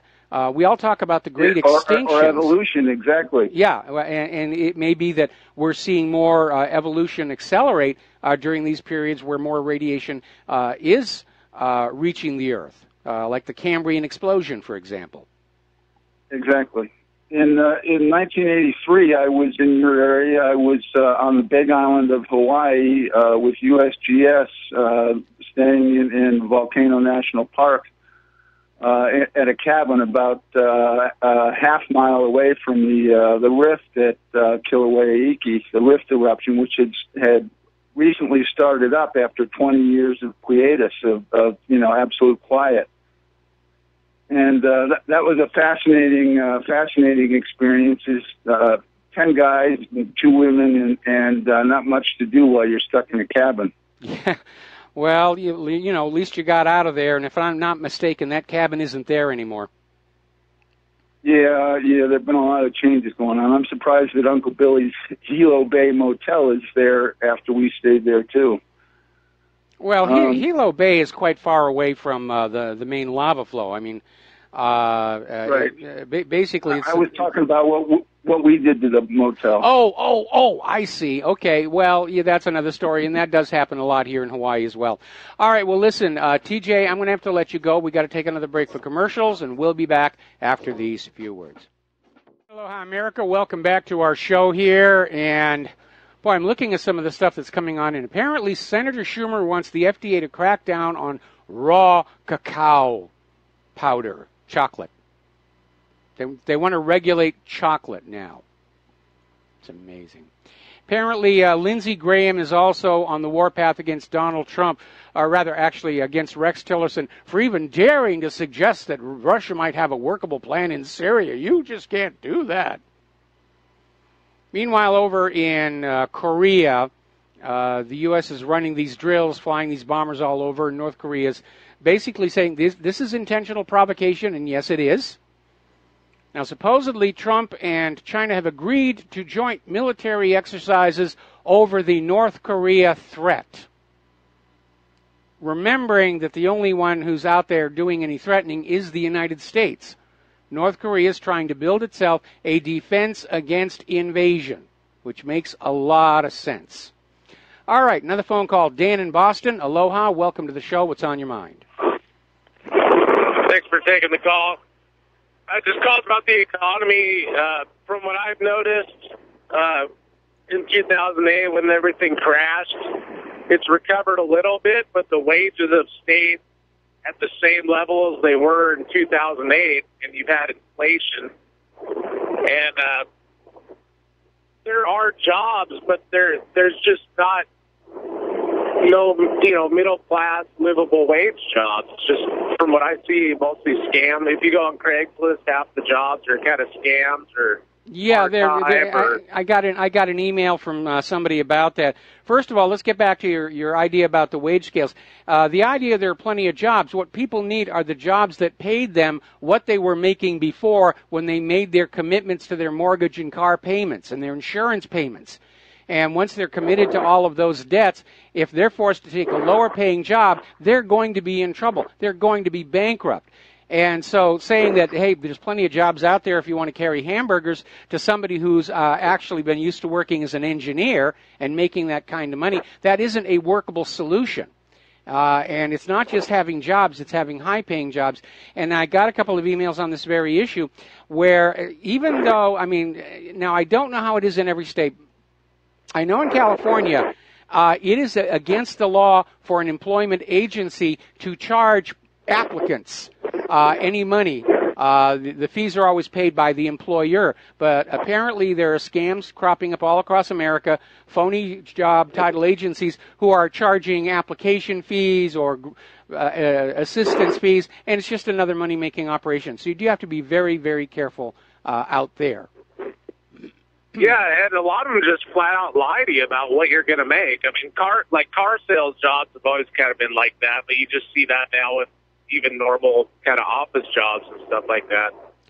Well, any sales job that's on commission, you're not going to make any money in this economy. I mean, everyone's talking Carmageddon. The drive-in movie theater at the bottom of the hill, it hasn't been a theater for years. They've now got it fenced off. It's an overflow lot for the local car dealerships. There's row on row of new car down there. Nobody has the money to buy them. We'll be back after station identification. Thank you for the call, Dan. And aloha, America. Welcome back to our show. Hour number 3. The phone lines are open, 800-313-9443.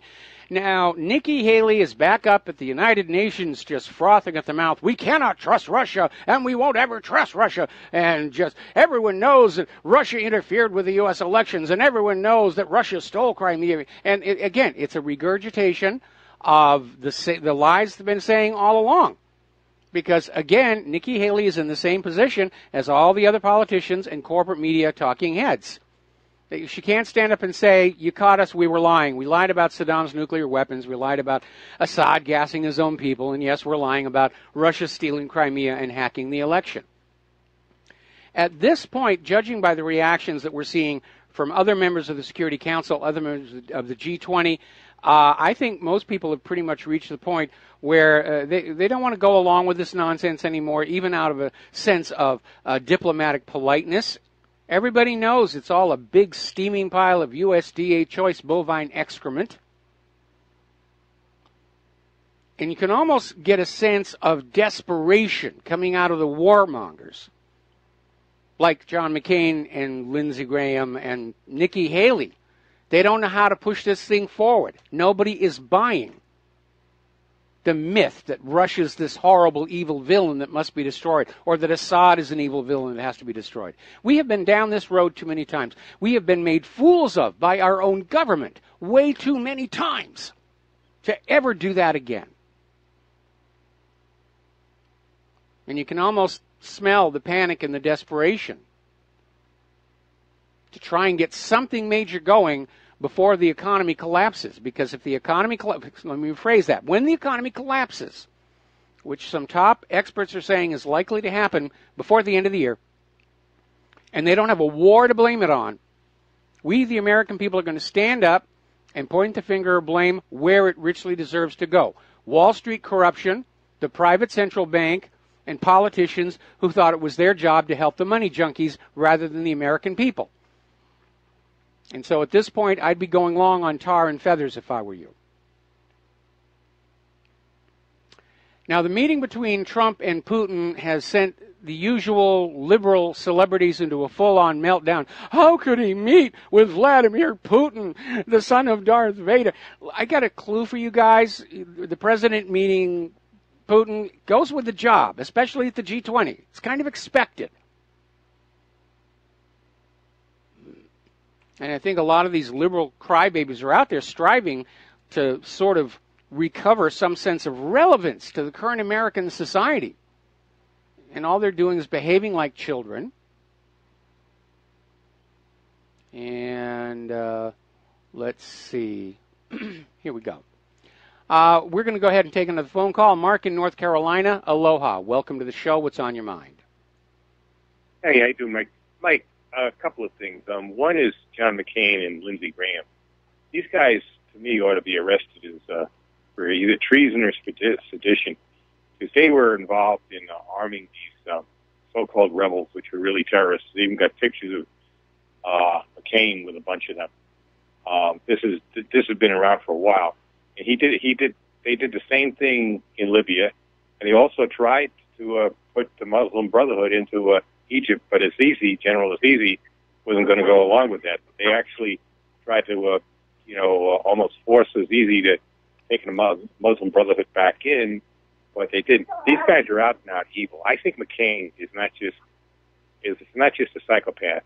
I think the man is out. So is Graham. I think these two are out and out evil. And you take somebody like Nikki Haley, she's just dumb. The woman does not belong in there. Now, the problem I see with Trump is this. He seems to be well-meaning and seems to have some decent people working with him. Now, Tillerson seems to have some kind of common sense, at least. The problem is he's got so many different types of people in his cabinet and in his government that undermine him. Yes. He wants to do something, and they right away say, no, Haley is a perfect example. Get her out. What is she doing in there? Get rid of McMaster. Get rid of Kushner. Get rid of some of these people. They're the ones that are bringing you down and making it tough on you. They're just, I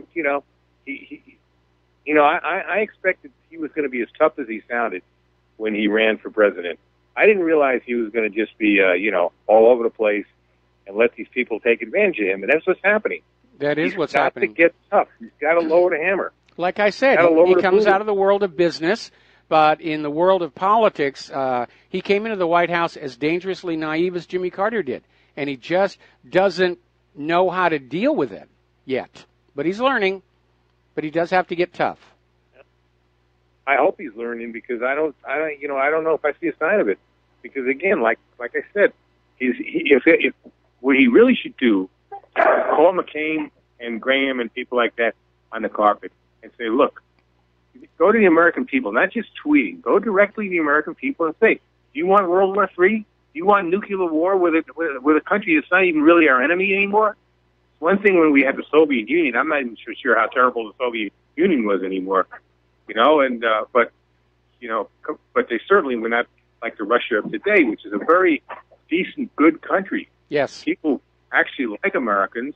They're very similar to Americans in their lifestyle and in their way of thinking and all that. And there's no reason. I trust them way more than EU, any of these EU countries, including England. I certainly trust them more than Israel. And I certainly trust them more than the Saudis. I mean, this is ridiculous. And he's also got to start looking at Iran. I have mixed feelings about Iran. I don't think they are a theocracy, but they're not a theocracy the way Saudi Arabia is a theocracy. There's a lot more freedom there. There's even a certain amount of dissent. I even saw a poll they took where they actually went around asking whether women should be complied to wear, let's say, hijabs or not. This is in Iran today. Yes. Now, it was so terrible. They'd probably be, if they tried that in Saudi Arabia, they'd probably be beheaded. And these women are required to wear those beekeeper suits. Yeah. So, I mean, Trump's got to get it together because Saudi Arabia, Iran is not the major purveyor of terrorism. Saudi Arabia, and I hate to say it, Israel to a degree is also.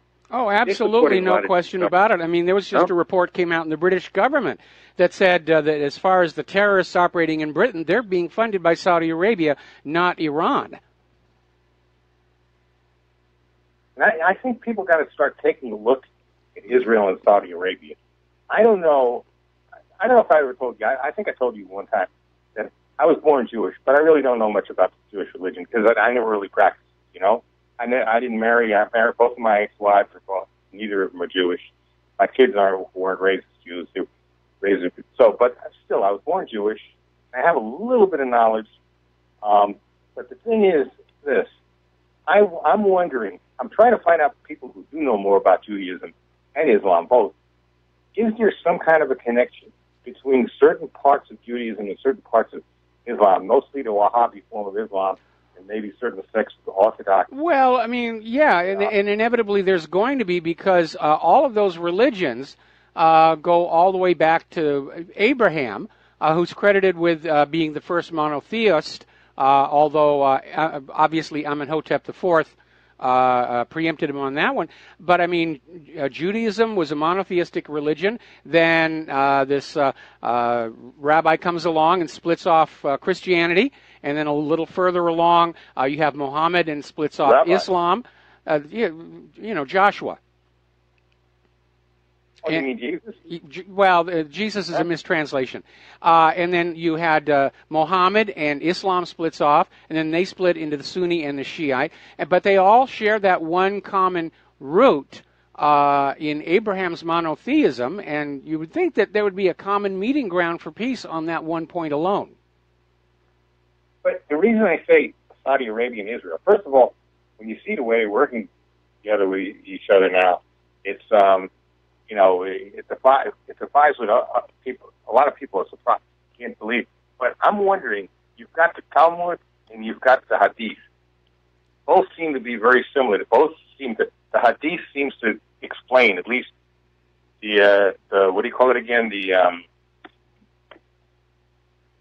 Well, I think you're putting too much importance on religion. I think what's driving Israel and Saudi Arabia is more along the lines of territorial expansion, increase in wealth and power, and the religion is just set dressing to try and convince their respective populations that what is being done by the rulers is the will of the gods. But if that was the case, why wouldn't the Israelis form an alliance, for instance, let's say with Iran, or even with Turkey or something? Why is it Saudi Arabia? I'm thinking of the Quran. The Hadith actually explains the Quran, and I think the Talmud supposed to explain the Bible or the Old Testament or the Torah. That's why I'm wondering whether that's why I'm saying whether there isn't some kind of a religious connection between the Saudi royal family and the certain forms of Judaism. I even noticed that I've seen some comments too on various parts of the internet. Of course, a lot of that doesn't mean anything either, but sometimes it does. That there is a connection. That there, that even that the Saudis are kind of really the Saudi royal family is really a Jewish tribe. And it's something odd that I did find out though, that in Israel they have a draft, obviously for Jews, but neither Muslims or Christian Arabs are subject to that draft. However, you know who are subject to that draft? The Bedouins, the Bedouin tribesmen, who are really Muslims as far as I know. And the Bedouins are very much related. As a matter of fact, the Saudis really are. Okay, Mark, you're kind of going off into this very convoluted mapping of linkages. But again, my read of the situation is that the leadership of Israel and the leadership of Saudi Arabia are primarily being driven by ambition for power and greed and territory. They're certainly going to use the trappings of religion to get their populations to go along with it. But I think you're seeing more control and influence from the religious side than I think can be justified to be there. Anyway, Mark, I need to let you go. I got a bunch of news to get through here. We've had a lot of calls on the line today, which is good. I enjoy the phone calls. We're going to do a shout-out now to our on-air affiliates who are just now rejoining the network. And as long as we're talking about Iran, Iran is questioning, or actually they're throwing doubt on the sincerity of the United States in this current ceasefire deal. And this article came on out before the revelation that Israel may already be thinking that the deal does not apply to them, even though the original report on this Russian-Syrian deal indicated that Jordan and Israel were on board with all of this. Now, obviously, for anybody who doesn't want the ceasefire to work, all they got to do is go on in and run an attack. So if Israel can fly into that part of Syria and start dropping bombs, the ceasefire will be over. For peace to happen, everybody has to want peace. But it only takes one maniac with a bomb or a gun to keep the fighting going. And we certainly have that with Israel. We have it with the United States, which is delivering hundreds of trucks of weapons to the PKK terrorists even now. They don't want this war to be over. They still want Assad out. They want U.S. control over Syria. I think Putin was trying to send a very firm message that the U.S. will not be allowed to expand any further into Syria. And even years ago, Putin was saying, if the U.S. pushes into places it is not welcome, Russia will turn these into a war of attrition, just like Vietnam, and just wear the United States down to collapse. And folks, we're close enough to that as it is. Russia has the resources to outlast the United States in a war of attrition. So, another article over at Gold Core saying that China and Russia alliance deepens against American overstretch. The rest of the world is waking up to the fact that the U.S. government is step by step trying to basically take over the entire world. That General Wesley Clark was not smoking opium when he came out with that list of all the nations the U.S. was going to invade and regime change, ending with Iran in 2008. So at some point, we're going to see the rest of the world harden their resistance against any further encroachments by the United States. I really don't want to see these wars go any further. I do not think the United States can win a conventional war against Russia, China, and whoever else aligns with them. And that means we seriously are risking nuclear weapons. And that's a bad thing. Now, Russia is speeding up production of their latest missile, the S-500. And apparently mass production is expected to start late next year or early 2019, and it will be deployed as far as 2020. And apparently this rocket can destroy targets at altitudes up to 100 kilometers above the Earth. It is a very potent, capable missile. Now, over in Iran, they're going to start domestically producing their copy, if you will, of the Russian surface-to-air missile, the C-300. And they're expecting to have that deployed sometime next year as well. Everybody is arming up. They know the U.S. is gunning for them.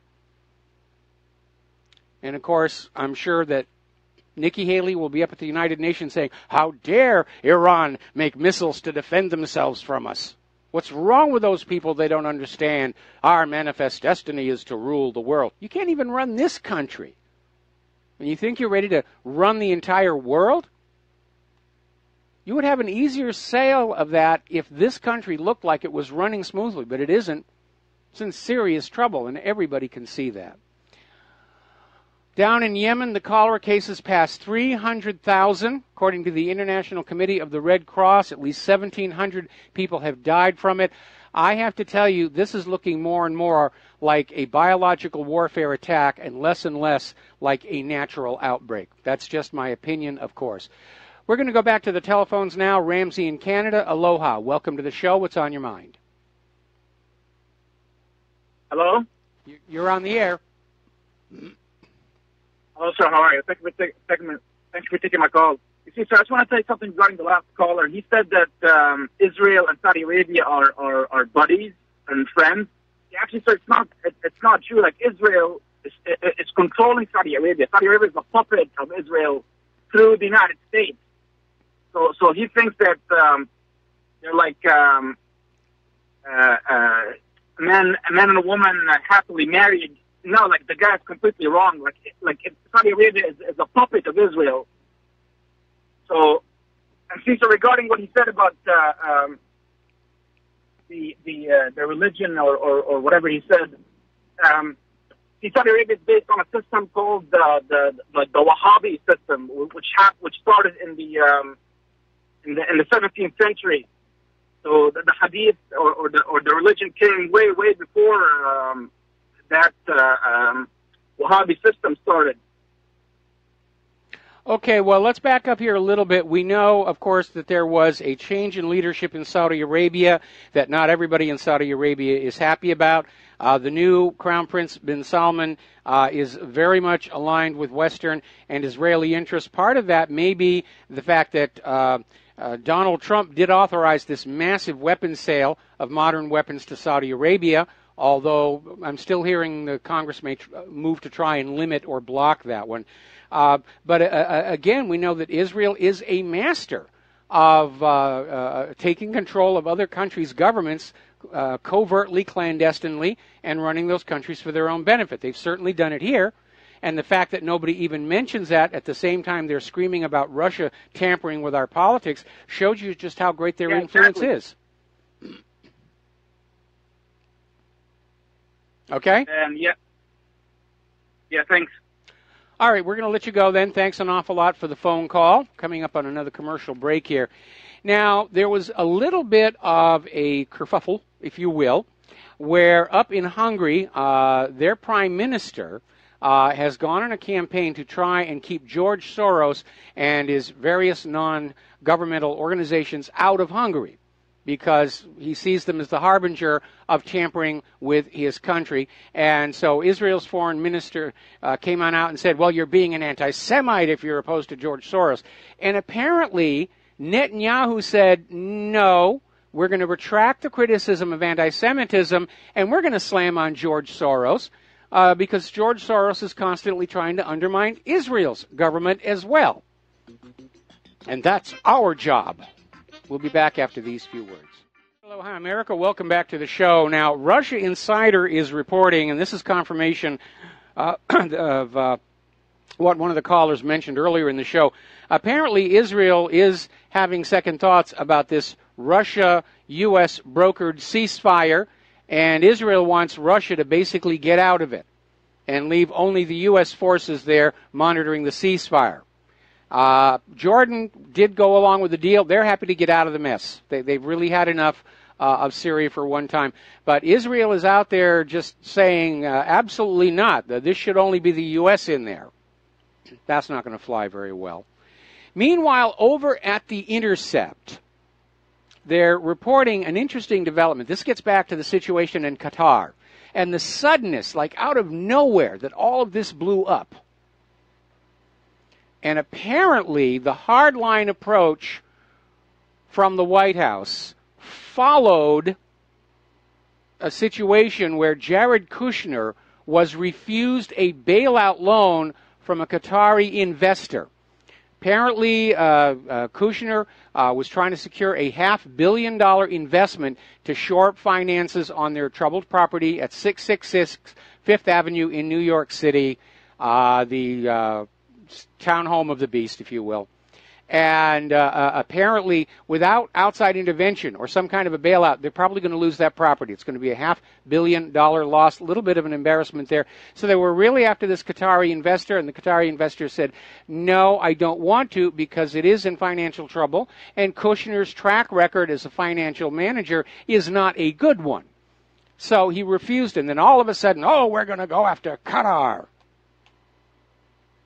Because didn't it seem surprising just how quickly this all came about, where Qatar went from being good friend, we've got military bases there, to, wow, they're sponsoring terrorism, we've got to do whatever. Running an extortion racket. Give Jared the $500 million and things will calm down. It's amazing. Now, as you know, there was a big stink last week where CNN literally threatened to publicly expose the individual they believed responsible for this silly GIF animation showing Donald Trump body-checking CNN at a wrestling event. And it was funny. And CNN should have just shrugged and moved on, because it's had the banned in Boston effect. Everybody wants to see this thing and what all the fuss is about. And CNN essentially tried to blackmail the creator of the GIF into taking it down. As it turned out, they had the wrong guy. And now things are ramping up because a lot of ordinary Americans are starting to think CNN needs a taste of its own medicine, and they are starting to get the personal information of the on-air correspondents and prostitutes and make it public, and now they're very scared that something might happen to them.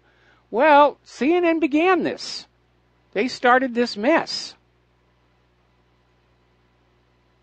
And it was tacky for them to do that. So some of these anchors, on-air talent, they're feeling very vulnerable. And maybe they should. Now, there is a gentleman over in the Middle East, Abdul Karim. He's considered a top Al-Qaeda propagandist, and he was hired by CNN to do a documentary called Undercover in Syria. And, of course, it was very pro-West, pro-war, get rid of Assad, very, very much on the side of the U.S. agenda. And as a result, it won the prestigious Overseas Press Club Award and the Peabody Award. But these days, if you look about this documentary at CNN, they don't happen to mention the guy who actually made the film. And now he's going public and saying, CNN did hire me. And yes, I'm an Al-Qaeda propagandist. And I made the documentary, and now they're trying to pretend that we don't exist. So, I've had that happen to me a couple of times when I was in Hollywood. Getting on to the economic news, Reuters is reporting that Sears Holding is closing 8 of its namesake department stores and 35 of its Kmart locations, trying to get the store back in the black. I don't know if it's really going to help. We got to take a break for commercials. We'll be right back. Aloha America, welcome back to the show here, and we're talking about the economic news. Sam's Club is also sounding the warning of more layoffs to come there as well. We're on a slippery slope here. They're closing stores, they're laying people off. It's the wrong direction to be going. Somebody has to start bringing back the high-paying jobs for middle-class and working America so we can start pumping that money back into the economic system. Adam Smith was wrong, and John Nash was right. Let's go to the phones here. Yvonne in New York. Aloha, welcome to the show. What's on your mind?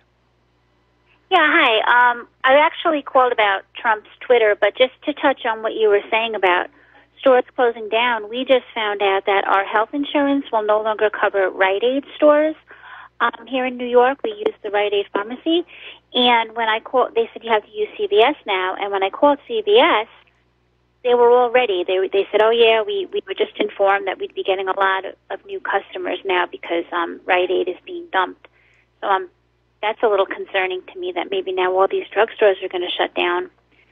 But also, you were talking about Trump's Twitter, and you had said that you didn't think he was putting out the tweets, and so, coincidentally, the RNC had just called and asked me for a donation, and I said that, I don't trust the RNC. I said if Donald Trump wants a donation, like I donated to him during the the campaign, I'd like to see him put out on his Twitter, a request, a comment saying that he trusted the RNC.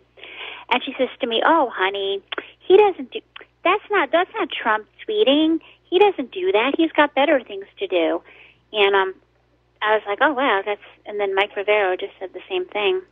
Well, okay, first of all, I want to clarify. What I actually said was that because of some contradictions that have appeared between what's in the Twitter stream and what Trump is actually saying, I'm saying that maybe Trump doesn't have time to do a lot of tweeting to his own Twitter stream, and maybe some part of the White House communications staff has been given the job of sort of bulking it up and keeping the traffic flowing at times when Trump himself is unavailable, and that may have been the reason for the slip-up.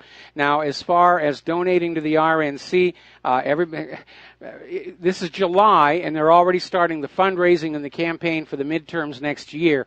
I would really love to see the United States have a law like so many other countries do. The political campaigns are constrained to a very specific period of time, 2 to 3 months before the actual election. And outside of that, the politicians are supposed to be working on their jobs for us instead of already fundraising and holding strategy meetings and already getting back into campaign mode. I would really like to see that. But technically, Donald Trump is now the head of the Republican Party. And so, yeah, whatever the DNC is doing is very much part of his job right now. So you think that if I'm not going to donate to them because I'm not happy with him, but he would get, all right. So, I know that during the campaign there was such a disconnect, so but I'm still not happy with there him. Still may be. There may still be people high up in the RNC who are going to work to get Donald Trump replaced. In any event, I'm not donating. I'm very disappointed in Donald Trump. I'm glad I supported him because last year my goal was primarily keeping Hillary out of that White House, to take that away from her. And I'm feeling very good that we did that. But as far as Trump himself, I'm a little disappointed. He's doing a lot of things I agree with. Some of the things he's doing I definitely do not agree with, such as perpetuating these wars of conquest. That's a big disappointment for me. Yeah, and then just one other thing. You keep talking about how McCain. You'll say how I don't know who voted for him, and every time you say that, I think about Cuomo, our governor, I feel the same way. I mean, I don't know any. I don't even know liberals who voted for him. I know liberals who don't hate him, but I'm hard pressed to find anyone who said, "Oh yeah, I voted for Cuomo." In fact, I knew some liberal-minded people that held back their vacation to vote against him. So I don't know how he got into. I don't know how he keeps winning. I think that and I know people. Well, I don't know people, but my husband knows state troopers who compliments of the taxpayer. They're his personal bodyguards, right? Mm-hmm. And I think it was about a year and a half ago, before the email scandal about Hillary Clinton came out, or we hadn't heard anything about that. They were talking about Cuomo and his. He has like a chef girlfriend, and it was the weirdest thing. They said that he spends all day in his car, getting driven around, deleting emails. Isn't that funny? And then, and they said that he was despicable. They said he was so disgusting, and that nobody wanted the detail. That anybody that had the detail to, bodyguard him or whatever, hated it, or they considered it practically a punishment. They said even the girlfriend was so unbelievably obnoxious, and she's a TV personality. She seems so pleasant on TV. They said she's vile, absolutely disgusting. I thought that was pretty interesting. Well, there are stories about President Reagan's wife. In public, she was very pleasant, private. Same thing with the Clintons. In fact, there have been a number of tell-all books written by the Clinton associates from back in the Arkansas days that should underscore the fact what you see on TV is a performance, an art piece. It's theater. It's not how they really are. And again, power corrupts, and absolute power corrupts absolutely. People will get into these positions of wealth and power, and it will go to their head. Especially if they started out with a sociopathic personality to begin with, having that kind of wealth and power and the ability to get away with everything you want to get away with, that will go to your head. And it can result in some very unpleasant people. If I know I don't want to take up too much of your time, but just something I thought about is that if the Federal Reserve gets destroyed and the dollar becomes worthless, I don't know what these people are going to do, because they're paying these bodyguards or whatever. They're paying them with cash, right? Mm-hmm. So if the people who protect you loathe you, right? I mean, I've heard stories, because the line of work my husband does, I've heard stories of like billionaires with security guards where they won't let them eat. There was this one wedding where the guy had to follow a woman around to protect the diamond on her necklace, and they were throwing food out. And when they tried to eat the food that was going into the garbage, the guy freaked out on them. And I was like, these are what would it take if all of a sudden the money system collapsed? These guys that are protecting you, they'll turn on you. They'll grab that necklace off your neck. And, I mean, how stupid to mistreat the people that are protecting you. I don't understand that, but that's how they are. I don't either. And, of course, if they're in a position of dependency on you, they'll take a lot of abuse. And it almost seems like there's a part of the human character that responds to brutality with submissiveness. And this goes all the way back to that Stanford prison experiment and apply it to the real world. Now, when I've been a manager, I always treat my subordinates with respect, because you are dependent on them in a very real way.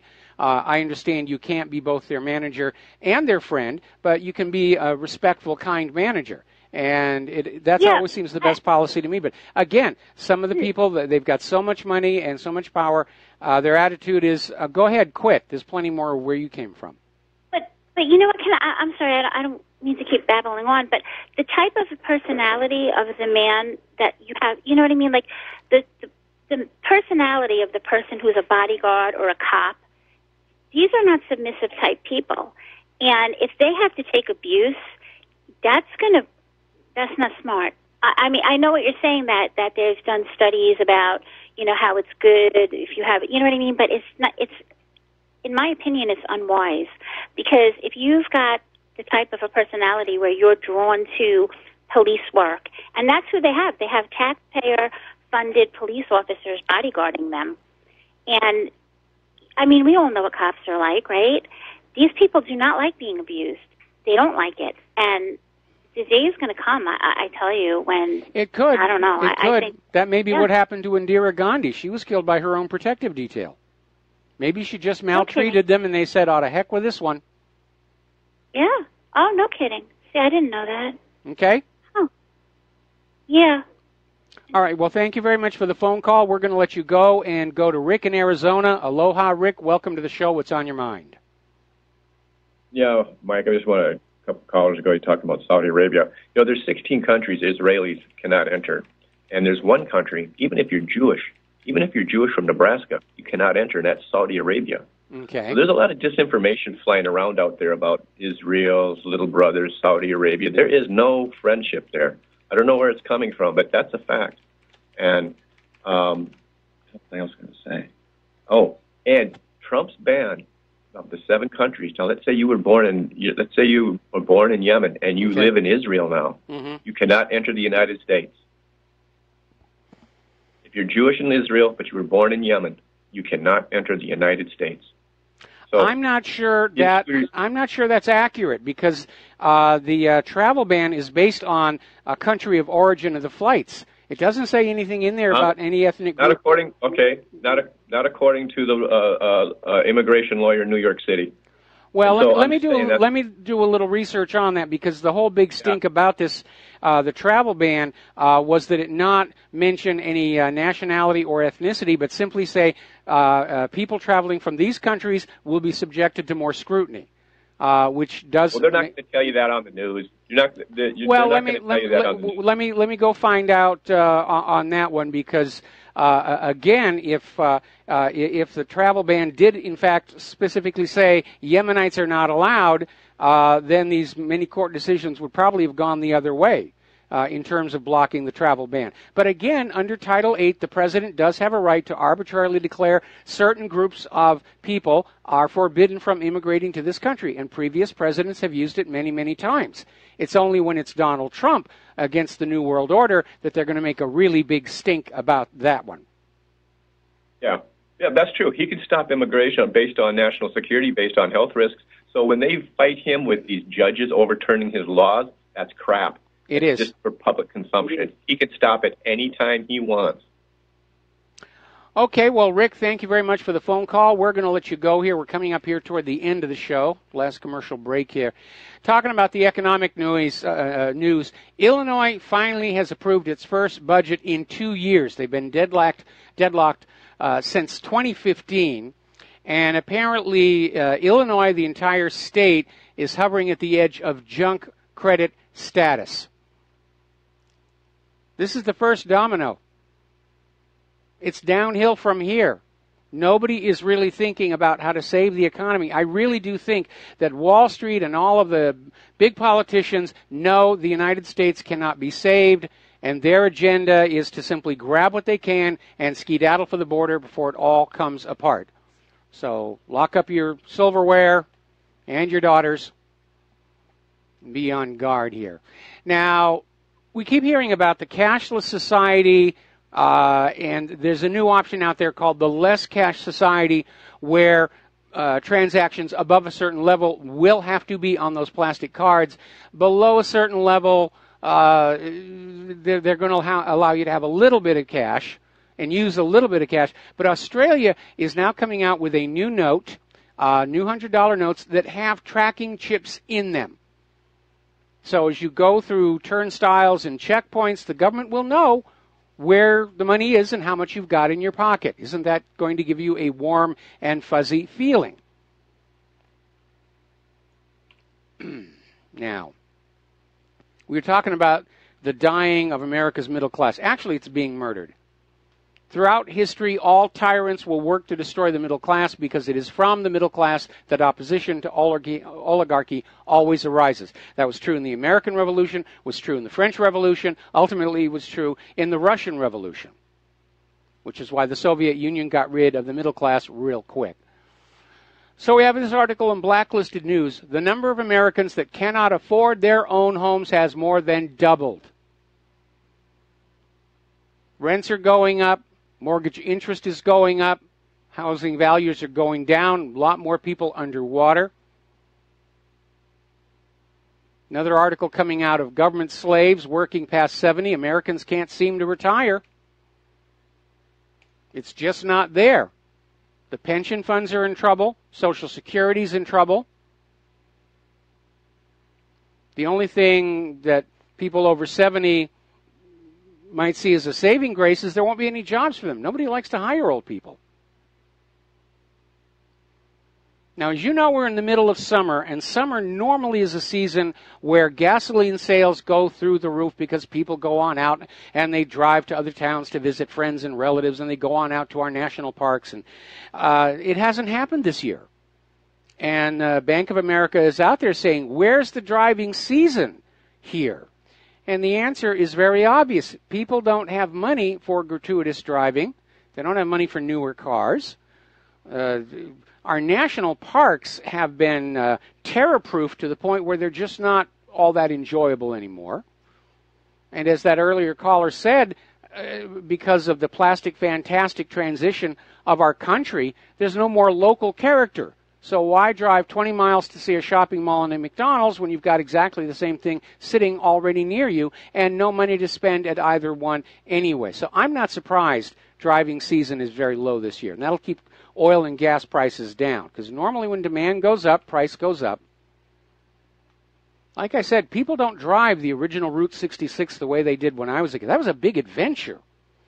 It's a grand way to get across the country, or at least from LA to Chicago. So down in the European Union, they have 7.2% of the world population, 23.8% of the gross domestic product, and 58% of world welfare spending. In other words, it's coming up on a breaking point. Europe, their population, their GDP, can no longer support the flood of refugees and migrants pouring in day by day by day. Another story coming out of Investment Watch blog. Up in Sweden, where there's this rape epidemic going on, almost half the victims are children. Thank you, George Soros. What a wonderful thing you've done to Europe and its people and its culture. All right, we're going to take a break for commercials. We'll be back with the last segment of our Monday program after these few words.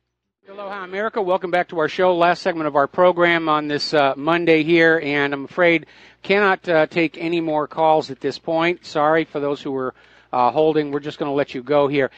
There's a very interesting program that ran on History Channel last night. It's Amelia Earhart, The New Evidence, and I put it on the DVR and I watched it.